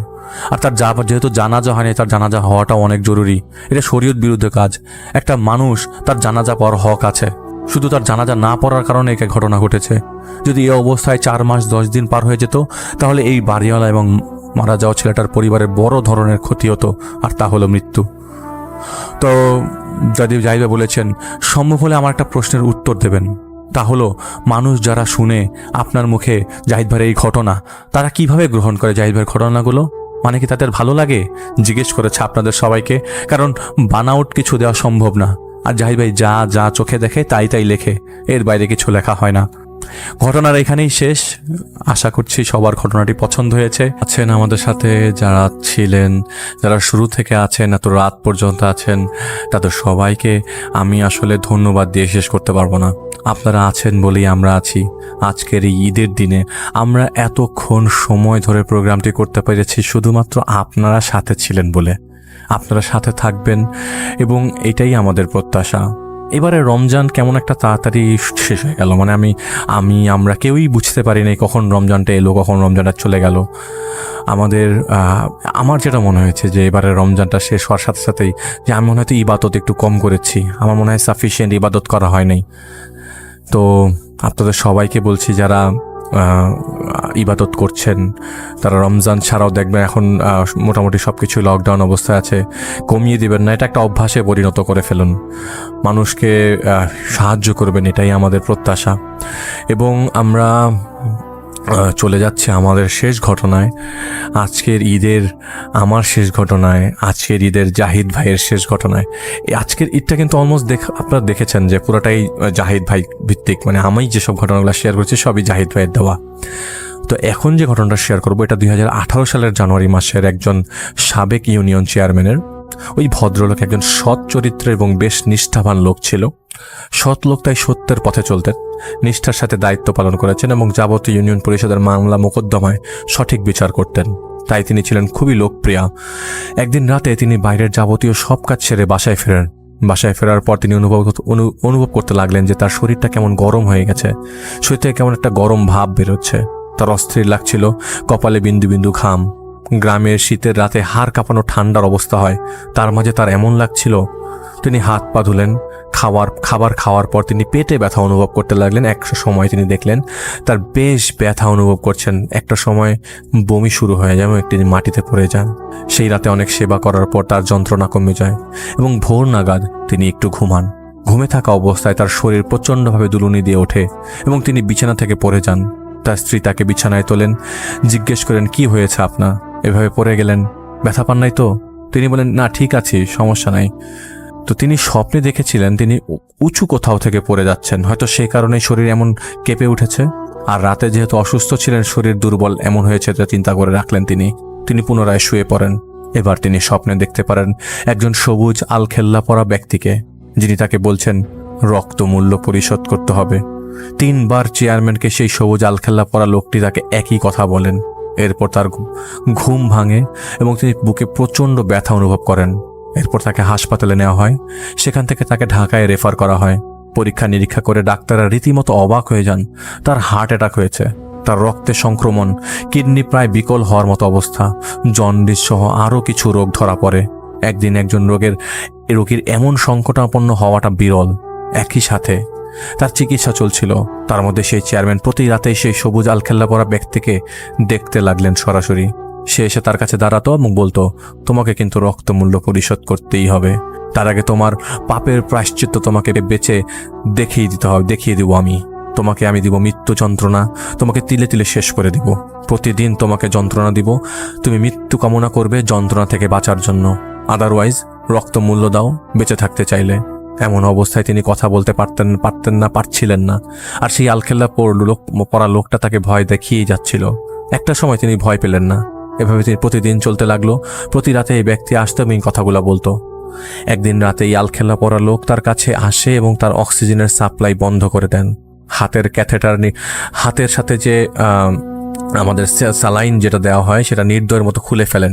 চেয়ারম্যান সাহেব কিছুই করতে পারছিলেন না। চেয়ারম্যানকে তিনি উপরে তুলে সেইখানেই ফ্লোরে ফেলে দেন। চেয়ারম্যান সাহেব আর কিছু মনে ছিল না। 4 দিন পর তার জ্ঞান ফেরে। এরপর তিনি এইসব কিছু তার পরিবারকে বলে দেন। সবুজ আলখেল্লা পরা ব্যক্তির কথা বলেন। এখন যেহেতু তারা গ্রামে বসবাস করেন, তারা এই সমস্ত জাদু কুফরি বিশ্বাস করতেন। তাই তারা একজন কবিরাজের কাছে যে এই সমস্যার কথা বলেন। কবিরাজ চেয়ারম্যানকে দেখতে ঢাকায় আসে। হাসপাতালে কবিরাজ চেয়ারম্যানকে তার মতো পরীক্ষা করে বলে, ওনার উপর একজন বলশালী জিনের প্রভাব আসছে, কোনো না কোনো কারণে এই জিন তার উপর ক্ষিপ্ত। আমার এত জ্ঞান নেই ভাই, মানসিক সাহসও নেই যে এই জিনের মোকাবেলা করব। তো এদিকে চেয়ারম্যান সাহেব জানতে চায় যে কেন এমন হওয়ার কারণ কি। তো উনি তো কারো কোনো ক্ষতি করে নাই, তো তাকে কেউ জাদু করলো কিনা। সেই কবিরাজ বলে, না চেয়ারম্যান, এটা জাদু না। চেয়ারম্যান সাহেব, এটা জাদু না, জিন প্রতিশোধ নিচ্ছে তার উপর। চেয়ারম্যান সাহেব সাহায্য চাইলেন, বললেন এমন কিছু কি করা যায় যেটা থেকে জিন আটাকে না ধরতে পারে। তখন সেই কবিরাজ তাকে এটা তাবিজ লিখে দেয় এবং বলে এটা হাতে বেঁধে রাখেন, আর আপনারা ভালো কাউকে দেখান। চেয়ারম্যান সাহেবকে তিনি আশ্বস্ত করে যান যে ভালো কাউকে দেখালে হয়তো সুস্থ হতে পারেন, কারণ তার অসুস্থতা সেই জিনের কারণেই। সেই জিন চলে গেলে তিনি অসুস্থ হয়ে যাবেন, এরকম বিশ্বাস তাকে দিয়ে যায়। তো সেদিন রাতে সেই আলখেল্লা পরা জিনটা চেয়ারম্যান সাহেবের কাছে আসে। এসে আগে সেই তাবিজটা খুলে নেয়। তার সামনে সেই জিন সেই তাবিজটাকে শুকনো পাতার মতো গুঁড়ো করে দেয়। তারপর সেই চেয়ারম্যানের মাথার চুল তিনি টেনে ধরে তাকে বসিয়ে জিন বলতে থাকে, চল তোকে আজ কিছু দেখাবো। এটা বলে সেই জিন চেয়ারম্যানকে টেনে হিচড়ে হাসপাতালের মর্গে নিয়ে যায়। চেয়ারম্যান কিন্তু সেই জিন এলে কিছুই করতে পারে না, পুতুলের মতো মরা মানুষ হয়ে যায়। সেই জিন মর্গে নিয়ে বেয়ারিশ লাশগুলোর কাছে নিয়ে যান চেয়ারম্যানকে এবং তাকে দেখাতে থাকে লাশগুলোকে। এমন ঘটনা চেয়ারম্যান সাহেবের জ্ঞান হারিয়ে ফেলে। পরদিন তার জ্ঞান ফেরে তার বেডেই। তিনি পরিবারের সদস্যদের সামনে কান্নায় ভেঙে পড়েন আর কি।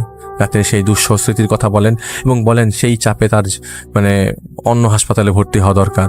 কিন্তু সেখানে ভর্তি হওয়ার পরে আবারও সেই জিন আসে এবং তাকে বলে, তুই কোথায় যাবি? তোর মৃত্যুর পরোয়ানা নিয়ে আমি এখান থেকে যাব না, এবং মৃত্যুর পরোয়ানা তো নিব ফেরেশতারা আসার আগ পর্যন্ত তোকে আমরা যন্ত্রণা দিয়ে যাব। তুই কি কিছু বলতে চাস? সে সময় সেই চেয়ারম্যান টের পেলেন তিনি কথা বলার মতো অবস্থায় ফিরে এসছেন। তিনি বলেন, আমি কি করেছি আপনি আমাকে ক্ষমা করে দেন, আমাকে মেরে ফেলেন না, আমি কখনোই কারো ক্ষতি করি নাই। তিনি যখন এই কথা বললেন তখন সেই জিন বলে, আমি বলিনি তুমি কারো ক্ষতি করেছ, মনে করে দেখো 12 বছর আগে তুমি কোথায় ছিলে, তুমি কি করেছো। তিনি মনে করতে পারছিলেন না, কারণ 10 বছর ঘটনা তিনি যতটুকু পারছিলেন মনে করতে পারছেন না আর কি। তিনি সেই জিনকে অনুরোধ করেন তাকে যেন একটু সাহায্য করে মনে করিয়ে দিতে, যাতে করে তিনি বুঝতে পারে তিনি কি করেছিলেন যার জন্য তাকে তার এমন শাস্তি পেতে হচ্ছে। তার অনেক অনুরোধের পর সেই জিন বলে, ঠিক আছে 12টার সময় তোকে দিচ্ছি, তুই নিজে চিন্তা কর তুই কি করছিস। 12 দিনের সময় দিচ্ছি তোকে, তুই 12 দিনের সময় দেয় আর কি। 12 দিনের মধ্যে তুই যদি রক্তমূল্য শোধ না করিস তবে তোর দিন ফুরিয়ে যাবে। এই বলে সেই জিন সেখান থেকে চলে যায়। সেদিন থেকে সেই চেয়ারম্যানের শারীরিক সমস্যার একটু উন্নতি হতে লাগে। চেয়ারম্যান সাহেব তার পরিবার এবং আত্মীয় স্বজনদের জিনের সাথে হওয়া কথাবার্তা শেয়ার করেন। তার একজন জিন হুজুরের কাছে যান ঢাকার খিলক্ষেতে। সেই জন্য হুজুর তার জিনকে ডেকে আনেন এবং জানতে চান চেয়ারম্যান সাহেবের সমস্যা কি জানতে। কিন্তু সেই জিন, হুজুরের জিন, অপারগতা জানায়। সে বলে যে জিন চেয়ারম্যানকে কষ্ট দিচ্ছে সে অনেক অনেক শক্তিশালী এবং সে একজন মুসলিম জিন, এবং সে চেয়ারম্যানকে শাস্তি দিচ্ছে যার পেছনের চেয়ারম্যানের কোনো না কোনো গুরুতর অন্যায়ের কারণ আছে। এখন চেয়ারম্যান জানে সে কি করেছে, সে যদি মনে না করতে পারে তাহলে কিছু করার নেই, এবং সেই জিন জানে কি কি করেছে এই চেয়ারম্যান। যদি সে বলে তাহলে জানা যাবে কেন সে শাস্তি দিচ্ছে, আদারওয়াইজ তাকেই মনে করতে হবে। তো জিন হুজুর চলে যায়। এরপর তারা কয়েকজন হুজুরের কাছে যান, কিন্তু সফল হয় না। এদিকে 7 দিন চলে যায় সেই জিনের দেয়া 12 দিনের মধ্যে। এই সময় তারা জাহিদ ভাইয়ের সাথে যোগাযোগ করে। আসলে মূলত তারা খোঁজ পায় ওই যে একবার মাদ্রাসার কথা বলেছিলাম, মাদ্রাসার একটা ঘটনা বলেছিলাম, সেই বাঁধনের কাজ করেছিল, সেই বাঁধনের কাজের একজনের থ্রুতে আর কি। সেই মাদ্রাসার একজন হুজুর ওই এলাকার মসজিদের ঠিকানা দিয়ে বলে এই মসজিদের একজন লোক আছে যিনি এই জাহিদ ভাইকে চেনে, তার সাথে পরিচয় করে দিতে পারবে। তারপর দিন জোহরের সময় সেই মসজিদে এসে জাহিদ ভাইয়ের খোঁজ করে। মসজিদের খাদেম জাহিদ ভাইকে ফোন দেয় এবং তাদের কথা বলে। যেহেতু ব্যক্তি অসুস্থ এবং নিজে এসেছে, তাই জাহিদ ভাই নিজে যে দেখা করে মসজিদে, যে দেখে সেই চেয়ারম্যান হুইল চেয়ারে বসে আছে, তার সাথে তার 2 ছেলে এবং গাড়ির ড্রাইভার। চেয়ারম্যান সাহেব জাহিদ ভাইয়ের সাথে ঘটে যাওয়া ঘটনা শেয়ার করে এবং কান্নায় ভেঙে পড়ে, কারণ তাকে জিন 12 দিন সময় দিয়েছে। এরপর সে তাকে মেরে ফেলবে যদি রক্ত মূল্য পরিশোধ না করা হয়, এবং 8 দিন অতিবাহিত হয়ে গেছে, কিন্তু তারা এখনও জানতে পারেনি রক্ত মূল্য কি। তো জাহিদ ভাই তার নাম ঠিকানা নেয় আর কি, এবং বলে যে রাতের বেলা জাহিদ ভাই জিনের সাথে কথা বলবে, এই জিনটা কে এবং রক্ত মূল্যটা কি। তো রাতের বেলা জাহিদ ভাই তার আমির সাহেবকে জিনকে সেই চেয়ারম্যানের নাম ঠিকানা দেয়। আমি আগে বলেছি জাহিদ ভাই জিনকে তিনি আমির সাহেব বলে সম্বোধন করেন, এবং যা যা চেয়ারম্যান সাহেব বলেছিল তিনি তাকে বলেন। তিনি বলেন অপেক্ষা করো। ওনার প্রথম কথা হলো কৃতকর্মের ফল পেতে হয়, সেটা বেঁচে থাকা অবস্থায় হোক আর মৃত্যুর পরেই হোক। আল্লাহ জানেন কার মাধ্যমে কার উপকার তিনি করবেন বা কার মাধ্যমে তিনি তাকে শাস্তি দেবেন। এই চেয়ারম্যান অবশ্যই শাস্তি পাবে, কেন একজন নির্দোষ ব্যক্তি যখন হত্যা করা হয় আল্লাহর আরশ কেঁপে ওঠে। নির্দোষ এক ব্যক্তিকে গরু চোর মনে করে যদি পিটিয়ে হত্যা করা হয়, এবং একজন ক্ষমতাধর চেয়ারম্যান হওয়া সত্ত্বেও সে যখন উন্মুক্ত ছিল, কিছুই করতে পারে নাই, তখন নির্দোষ প্রমাণ ছাড়াই যখন চোর ভাবে তাকে গুনাহের সমান পাপী সেও হবে। এই এত সততার দাবি যদি করে থাকেন, তাহলে তিনি এই ঘটনাতে কেন ঘটিয়েছেন? তাহলে তার সততা নিয়ে প্রশ্ন আছে। এই জিন হচ্ছেন আমাদের দেখা সবচেয়ে প্রবীণ জিন, এটা জাহিদ ভাইয়ের আমির সাহেব বলছে, যিনি এই ঘটনা দেখেছিলেন, কিন্তু কোনো কারণে তিনি এই 12 বছরে কাউকে কিছু করেননি, কিন্তু তিনি এখন সবকিছুই দেখেছেন, এখন শাস্তি দেবেন, নিস্তার পাবে না কেউ। তো জাহিদ ভাই জানতে চাচ্ছিল কি করা যেতে পারে। উনি বলেন কিছুই করার সামর্থ্য নাই। রক্তমূল্য কি তা জানো? রক্তমূল্য হলো কোনো নির্দোষকে হত্যা করলে তার বিচার করারকে রক্তমূল্য বলে, যেটা আমাদের ভাষায় আর কি, জাহিদ ভাইদের আমির সাহেবদের ভাষায়। তাই সে চেয়ারম্যানকে রক্তমূল্য চুকাতে হবে। জাহিদ ভাই বলে তাহলে তো চেয়ারম্যানকে মেরে ফেলবে দেশে, তাকে কি বোঝানোর কোনো উপায় নাই? আপনি কি চেষ্টা করবেন বোঝাবেন? তো আমির সাহেব বলে আমি না, তুমি চেষ্টা করো, আমি বলি তোমার ডাকে তিনি সাড়া দেবেন। তো জাহিদ বলছে না, উনি তো সাড়া দেবেন না। তো জাহিদ ভাই আমি বলে না, দিবে, তুমি ডাকো, সাড়া দিয়ে যাবে। তুমি যাও চেয়ারম্যানের কাছে, তাকে সবকিছু খুলে বলো, এরপর চেয়ারম্যানকে আর তুমি একা ঘরে যে চেয়ারম্যানকে বলো সেই জিনকে মনে মনে ডাকতে, আর তুমি তোমার কাজ করো। তোমরা 2 জন যদি পারো তো তাকে বোঝাতে, তাহলেই সম্ভব চেয়ারম্যানকে বাঁচানো। এই কথাগুলো বলে উনি বিদায় নেয়, এবং জাহিদ ভাই সেদিন আসরের সময় চেয়ারম্যানের ঢাকার এক আত্মীয়র বাড়িতে যায়, এবং সেখানে চেয়ারম্যান অবস্থান করছিল। জাহিদ ভাই একাকী চেয়ারম্যানকে সবকিছু বলে, এবং চেয়ারম্যানের মনে পড়ে সেই দিনের ঘটনা, এবং চেয়ারম্যান জাহিদ ভাইয়ের কাছে স্বীকার করে যে সেদিন সেই ঘটনা 4-5 মাস পর তিনি জানতে পেরেছেন সেই লোকটা আসলে নির্দোষ ছিল। তো জাহিদ ভাই বলে যে আজ ওনার সাথে কথা বলতে হয় এবং ওনাকে বুঝাতে হবে। চেয়ারম্যান অনেক বেশি শঙ্কিত ছিল, জীবন হারানোর ভয় তো সবারই আছে, আমার আছে, আপনার আছে, সবার আছে। ভয়ে উনি বমি করে ফেলেন। আর কথাই জাহিদ ভাই আর কিছু বললো না, বলে যে আর কথাই বা নাই বললাম। মাগরিবের নামাজ পড়ে জাহিদ ভাই সালাম ফিরে সেই বৈঠকে বসে জিনকে স্মরণ করে। এভাবে কতক্ষণ গেছে জাহিদ ভাই জানে না, কিন্তু হঠাৎ জাহিদ ভাই আকাশের উপর থেকে শীষ দেওয়ার শব্দ পেতে থাকে। তার সেই জিন ডাকে সাড়া দিয়েছেন এবং আসছেন। মূলত জিনদের ডাকলে জাহিদ ভাই কানের কাছে এক ধরনের শীষের শব্দ পায়, যেমন কোনো কিছু উপর থেকে ছুঁড়ে মারলে নিচে যেভাবে ফিরে আসে সেরকম একটা শব্দ, এবং ধপ করে শব্দটা পড়ে। তো জাহিদ ভাই সালামের উত্তর আসে সালামের, এবং এরপরে জাহিদ ভাই পরিচয় দেয় তাকে। জাহিদ ভাই বলে আমি মনুমিয়ার ছেলে জাহিদ, যেটি ছদ্মনাম। আপনাকে বিরক্ত করার কোনো উদ্দেশ্য নিয়ে আমি এখানে আসিনি, এসেছি চেয়ারম্যান সাহেবের পক্ষ থেকে কথা বলতে আপনার সাথে। উনি জানতে পেরেছেন তার ভুলের কথা, তিনি আল্লাহর কাছে তওবা করেছেন এবং আরও তওবা লাগলে তওবা করবেন। তিনি অনুতপ্ত, তিনি ভীত, ওনাকে আপনি ক্ষমা করে দিন। তিনি উত্তর দিলেন এত সহজেই? তুমি তো ছোট একটা বাচ্চা, কত কথা বলে ফেললে। কখনো দেখেছো মানুষের কালো রূপ নিজ চোখে? দেখো আজ সে ভয় পাচ্ছে। সেদিন 1 যুগ আগে আমি দেখেছি একজন নিরপরাধ লোক এইভাবেই ভয় পেয়েছিল, তার জীবনহানির ভয়ে। তার শরীরে কোথায় আঘাত লাগেনি, সব জায়গায় লেগেছে। এক বিধবা মায়ের একমাত্র ছেলেকে এরা কেড়ে নিয়েছে। এরা চাইলে কি তাকে বাঁচাতে পারতো না? কিন্তু তারা তা করেনি।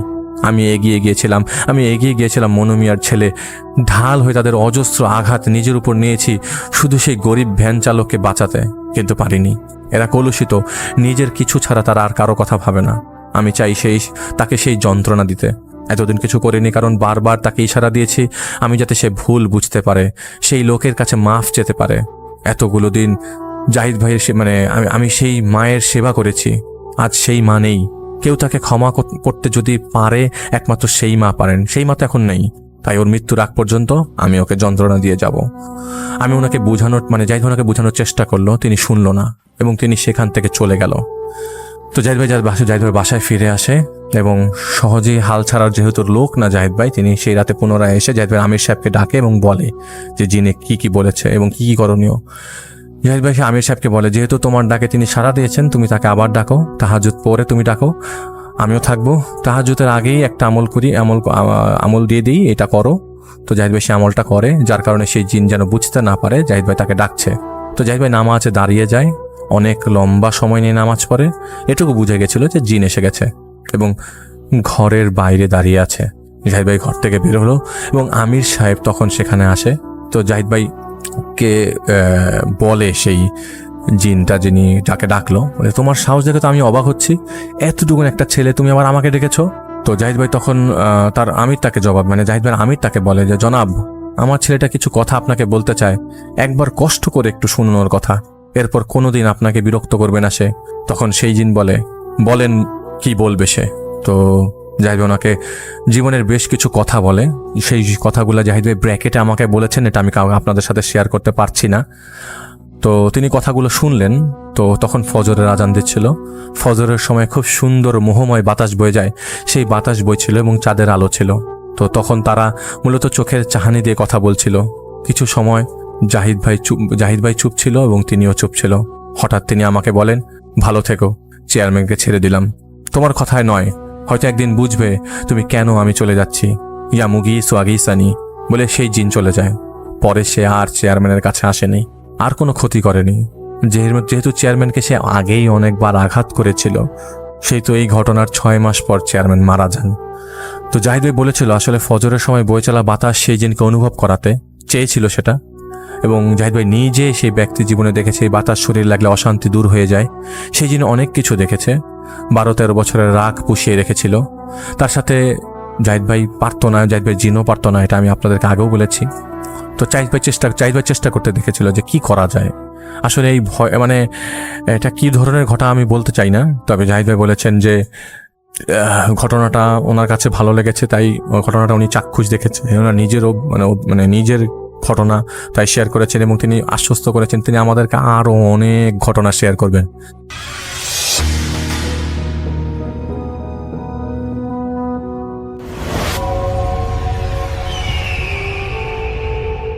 হ্যালো লিসেনার্স, হ্যালো রাসেল ভাই, আসসালামু আলাইকুম। আশা করি সবাই ভালো আছেন, ভালোর দলেই আছেন। আমার নাম রিপন, আমি লালমিহাট থেকে বলতেছি। আজকে আমি যে ঘটনাটা বলবো সেটা 1998 সালের একটি ঘটনা। আর ঘটনাটা ঘটেছিল রংপুর বিভাগের লালমিহাট জেলার কালীগঞ্জ উপজেলার চাপারহাটের গ্রামে। এই গ্রামটা লালমিহাট থেকে বেশ আনুমানিক 10 কিলোমিটার দূরে হবে। তো এইখানে আমার পরিচিত ব্যক্তির সাথে একটা ঘটনা ঘটে গেছে। আসলে ওই চাপারহাটে আমার একজন পরিচিত ব্যক্তি আছে, সঙ্গত কারণে তিনি তার নাম বলতে নিষেধ করেছেন, আমি এই জন্য নামটা বললাম না। তো তিনি একটা ঘটনা শুনেছেন তার এলাকায় একজন প্রবীণের কাছ থেকে। তো যার ঘটনা তিনি শুনেছিলেন, তিনি ছিলেন একজন ডাক্তার, আর সেই ডাক্তারের নাম ছিল হচ্ছে আব্দুল করিম। তো সবাই করিম নামে তাকে চেনে। তো ঘটনার সময়কাল যেহেতু 1998, সেই সময় ওই করিম সাহেবের বয়স ছিল নাকি 50 বছর। তিনি ছিলেন একজন সরকারি কোনো ডাক্তার ছিলেন না, তিনি একজন গ্রামের ডাক্তার ছিলেন। তো এই কারণে আসলে গ্রামের মানুষের আসলে চিকিৎসার জন্য তিনি সবসময় ছুটে যেতেন। রাত নাই দিন নাই তিনি যে কোনো সময় কোনো রোগীর খবর পেলে তিনি তার সাইকেল নিয়ে ছুটে যেতেন। তো এই কারণে এলাকার মানুষ তাকে খুবই ভালোবাসতো এবং তাকে সম্মান করতো, কারণ তিনি আসলে খুবই সামান্য পরিমাণ টাকা নিয়ে আসলে রোগীর চিকিৎসা দিতেন।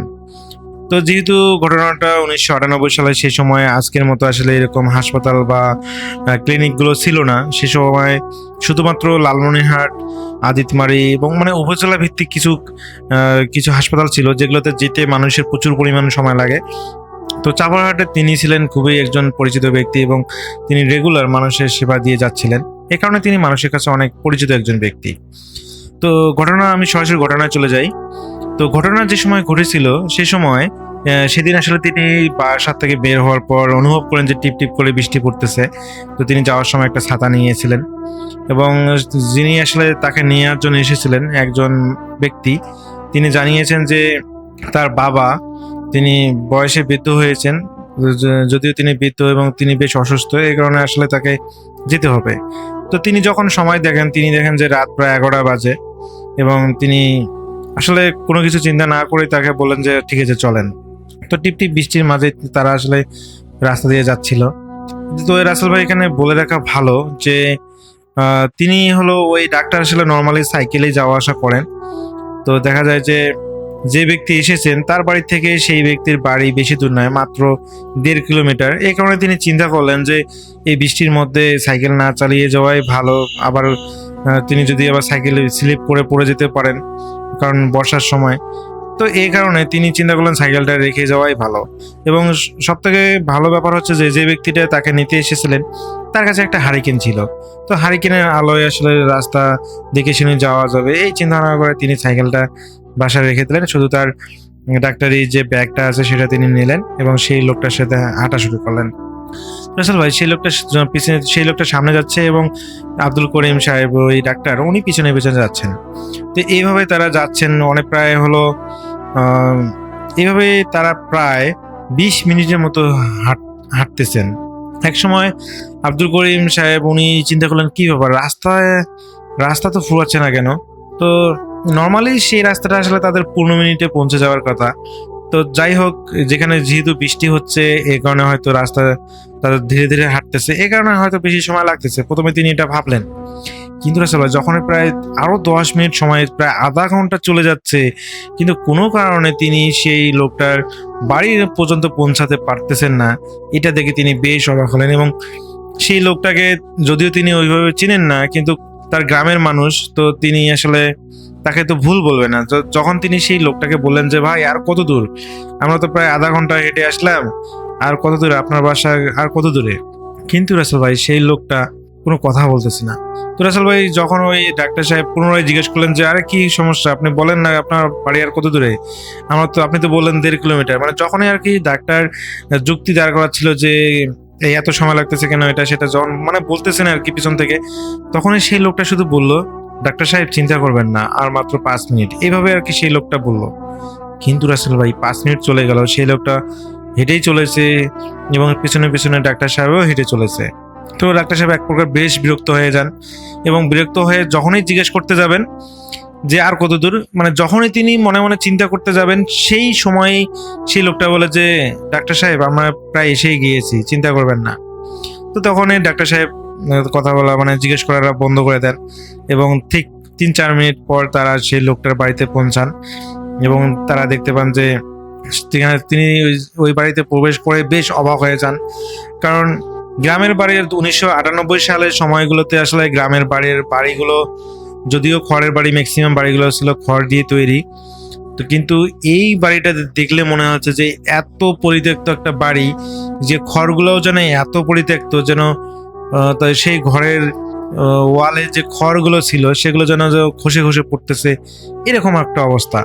মনে হচ্ছে যে বাইরে থেকেই ঘরের ভিতরে সমস্ত মানুষজনকে দেখা যাচ্ছে, বলতে ঘরের ভিতর কি আছে না আছে সবকিছু দেখা যাচ্ছে, এমন একটা অবস্থা।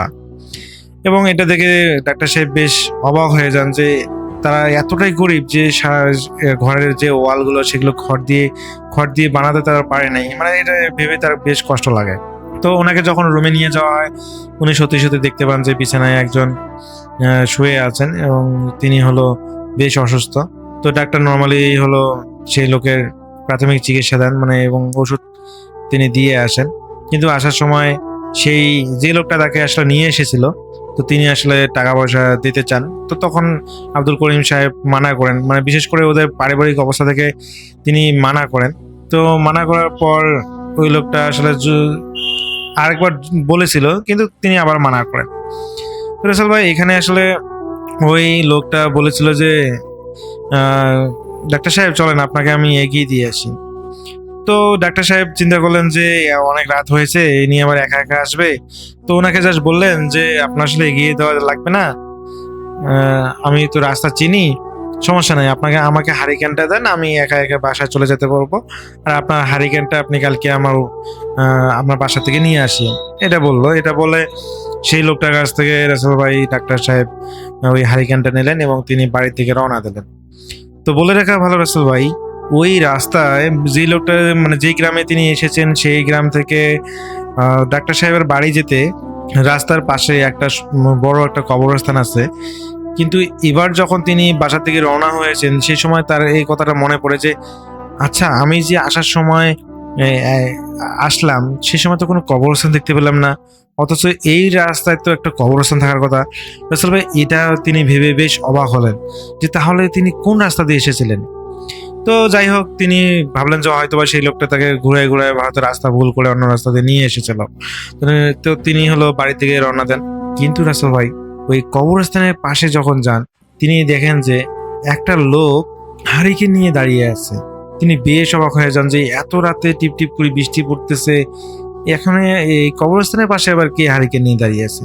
তো রাসেল ভাই যখনই তিনি সেই লোকটাকে দেখার চেষ্টা করলেন, তার কাছে হারিকেনের আলোয় সেই লোকটাকে দেখার চেষ্টা করলেন, যদিও বা দূর থেকে দেখা যাচ্ছে না, তো তিনি একটু কাছাকাছি গেলেন এবং রাসেল ভাই তিনি যেটা দেখলেন সেটা দেখার জন্য তিনি মোটেও প্রস্তুত ছিলেন না। তিনি দেখতে পেলেন এই লোকটা তো সেই লোকটা যে লোকটা তাকে তার বাড়ি নিয়ে গেছিল তার অসুস্থ বাবাকে চিকিৎসার জন্য। তাহলে এই লোকটা কবরস্থানে দাঁড়িয়ে কি করতেছে? তো তিনি ওই লোকটাকে জিজ্ঞেস করলেন যে ভাই আপনি কবরস্থানে কেন, আপনি কখন এখানে এসলেন, আপনি কবরস্থানে এখানে দাঁড়িয়েছেন কেন? কিন্তু রাসেল ভাই সেই লোকটা কোনো কথা বলতেছে না। তো ডাক্তার সাহেব পুনরায় জিজ্ঞেস করলেন, কিন্তু কোনোভাবেই সেই লোকটা কথা বলতেছে না। এক প্রকার রাসেল ভাই সেই ডাক্তার সাহেব বেশ ভয় পেলেন এবং যখনই তিনি সামনের দিকে এগিয়ে যেতে লাগলেন তিনি রাসেল ভাই বেশ অবাক হয়ে গেলেন। তিনি দেখলেন যে রাস্তার সামনে সেই লোকটাই দাঁড়িয়ে আছে, একই রকম ফেস, একই অবয়ব, সেই লোকটা দাঁড়িয়ে আছে। তো রাসেল ভাই এটা দেখে তিনি বেশ ভয় পেলেন যে একটা লোকে কবরস্থান থেকে এত অল্প সময়ের মধ্যে কিভাবে সেই রাস্তার মধ্যে আসতে পারে। এটা তিনি ভেবে এত পরিমাণ রাসেল ভয় পান। তিনি চিন্তা করেন যে পিছন দিক দিয়ে ঘুরে যাবেন কিনা, কিন্তু পিছন দিক দিয়ে ঘুরে গেলে তাকে অনেক দূর যেতে হবে। তো রাসেল ভাই তিনি সেখানে ঠায় দাঁড়িয়ে থাকেন। তিনি একটু পর লক্ষ্য করেন সেই জায়গাটায় সেই হারিকেনওয়ালা মানুষটা ধীরে ধীরে হাওয়ার সাথে মিশিয়ে গেল এবং এটা যখনই মিশিয়ে গেল তিনি বাড়ির দিকে দৌড়াতে থাকেন। কর্দমাক্ত রাস্তা রাসেল ভাই, এখানে আসলে দৌড়ানো খুবই মুশকিল, তারপরেও তিনি নিজের যান বাঁচানোর জন্য বাড়ির দিকে দৌড়াতে থাকেন। তো রাসেল ভাই বাড়ির দিকে যখন তিনি দৌড়াতে প্রায় অর্ধেকটা রাস্তায় এসেছেন তখনই তিনি অনুভব করেন যে অনেকগুলো মানুষ যেন কেউ যেন মারা গিয়েছে, এরকম অনেকগুলো মানুষ সেই একটা লোককে খাটিয়াতে নিয়ে হেঁটে যাচ্ছে তার সামনে। তো সেই মানুষগুলোর মুখ দেখা যাচ্ছে না। তিনি পিছন দিক থেকে দেখতে পাচ্ছেন রাস্তা দিয়ে কিছু মানুষ সাদা পোশাক পরা একটা খাটিয়াতে একটা মানুষকে নিয়ে হেঁটে যাচ্ছে। তো এটা দেখে তিনি ভাবলেন যে হয়তো বা এলাকার কেউ মারা গিয়েছে এবং হয়তো তাকে কবরস্থ করার জন্য হয়তো কবরের দিকে নিয়ে যাচ্ছে। কিন্তু তিনি চিন্তা করেন যে কবরস্থান তার পিছন দিকে, তাহলে এই লোকগুলো সামন দিকে কোথায় যাচ্ছে? তো যাই হোক তিনি আসলে খুবই ভয়ের মধ্যেই ছিলেন। তো তিনি চিন্তা করলেন যে হয়তো এগুলো তার সাথে খারাপ কিছু হচ্ছে। তো রাসেল ভাই যখনই তিনি এই মনে পড়লো যে হয়তো তার সাথে আজকে খারাপ কিছু হচ্ছে, তখন তিনি যেটা দেখলেন সেটা দেখার জন্য মোটেও প্রস্তুত ছিলেন না। তিনি দেখতে পেলেন যে ওই লোকগুলো যে লোকটাকে খাটিয়ে করে নিয়ে গেছিল, হঠাৎ করে সেই লোকটা মানে মরার লোকটাই সেই মরার লাশটাই একদম বসে পড়লো। এটা বসে পড়ে এবং চোখগুলো খুলে ডাক্তারের দিকে তাকাচ্ছে। এটা দেখে আব্দুল করিম ডাক্তার এত পরিমাণে আসলে ভয় পান, তিনি সেখানে সেন্সলেস হয়ে পড়ে যান এবং সকালবেলা যখন তাকে উদ্ধার করা হয়, যখন তার জ্ঞান ফেরানো হয়, তখন তিনি দেখতে পান যে তিনি তার বাসাতেই মানে বিছানায় শুয়ে আছেন এবং আশেপাশে তার পরিচিত অনেক ব্যক্তি। এবং যখন তাকে জিজ্ঞেস করে যে কি হয়েছে, পরে রাসেল ভাই ডাক্তার সাহেব সমস্ত ঘটনাগুলো খুলে বলেন। রাসেল ভাই এই ঘটনাটা বলার এই ঘটনার পর নাকি তার সাথে আর ঘটনা ঘটেনি, কারণ আসলে তিনি পরবর্তীতে রাতের বেলা নাকি আর কারো চিকিৎসা করতে যাননি। যদিও বা যদি চিকিৎসা করতে যান, দেখা যায় যে তাকে হলো নিয়ে বা তাকে হলো রোগীর কাছে নিয়ে যেত এবং আসার সময় তাকে আবার বাড়িতে পর্যন্ত পৌঁছে দেওয়া লাগতো। শুধু একজন না, দুইজন যদি এরকম করে তাকে বাসায় পৌঁছে দিত, তাহলে তিনি শুধুমাত্র চিকিৎসা করতে যেতেন রাতের বেলা। তো আর গভীর রাতে তিনি আসলে কখনোই নাকি যেতেন না। তো যিনি আমাকে ঘটনাটা পাঠিয়েছেন, তিনি একদিন আসলে তার মা অসুস্থ থাকার কারণে সেই ডাক্তার সাহেবকে নিতে গিয়েছিলেন এবং সে সময় সেই ডাক্তার সাহেবটা আসলে তিনি আসলে ওই আব্দুল করিম বাসায় মানে আসতে চাচ্ছিলেন না। তিনি বলেছিলেন যে তিনি সকালবেলা আসবেন, কিন্তু ওই যিনি আমাকে ঘটনা পাঠিয়েছেন তার মা এত পরিমাণে অসুস্থ হয়েছিল, তো এই কারণে আসলে দেখা যায় যে ডাক্তার সাহেব প্রচুর পরিমাণ জোর করে তিনি নিয়ে এসেছিলেন এবং পরবর্তীতে কারণ জানতে চেয়েছিলেন যে কেন আসলে তিনি রাতের বেলা আসতে চাচ্ছিলেন না। তো সেই সময় তিনি এই ডাক্তার আব্দুল করিম ডাক্তার উনি তার জীবনের ঘটনাটা শেয়ার করেন। আসল ভাই সেই ঘটনাটা আমার কাছে শেয়ার করেছেন। আমি চেষ্টা করেছি সেই ভাইয়ের মতো করে ঘটনাটা আপনার কাছে শেয়ার করার। যদি ঘটনার মধ্যে কোনো ভুল ত্রুটি হয়ে থাকে, সবাই ক্ষমা সুন্দর দৃষ্টিতে দেখবেন। সবাই ভালো থাকবেন, সুস্থ থাকবেন, এই প্রত্যাশায়। আল্লাহ হাফেজ।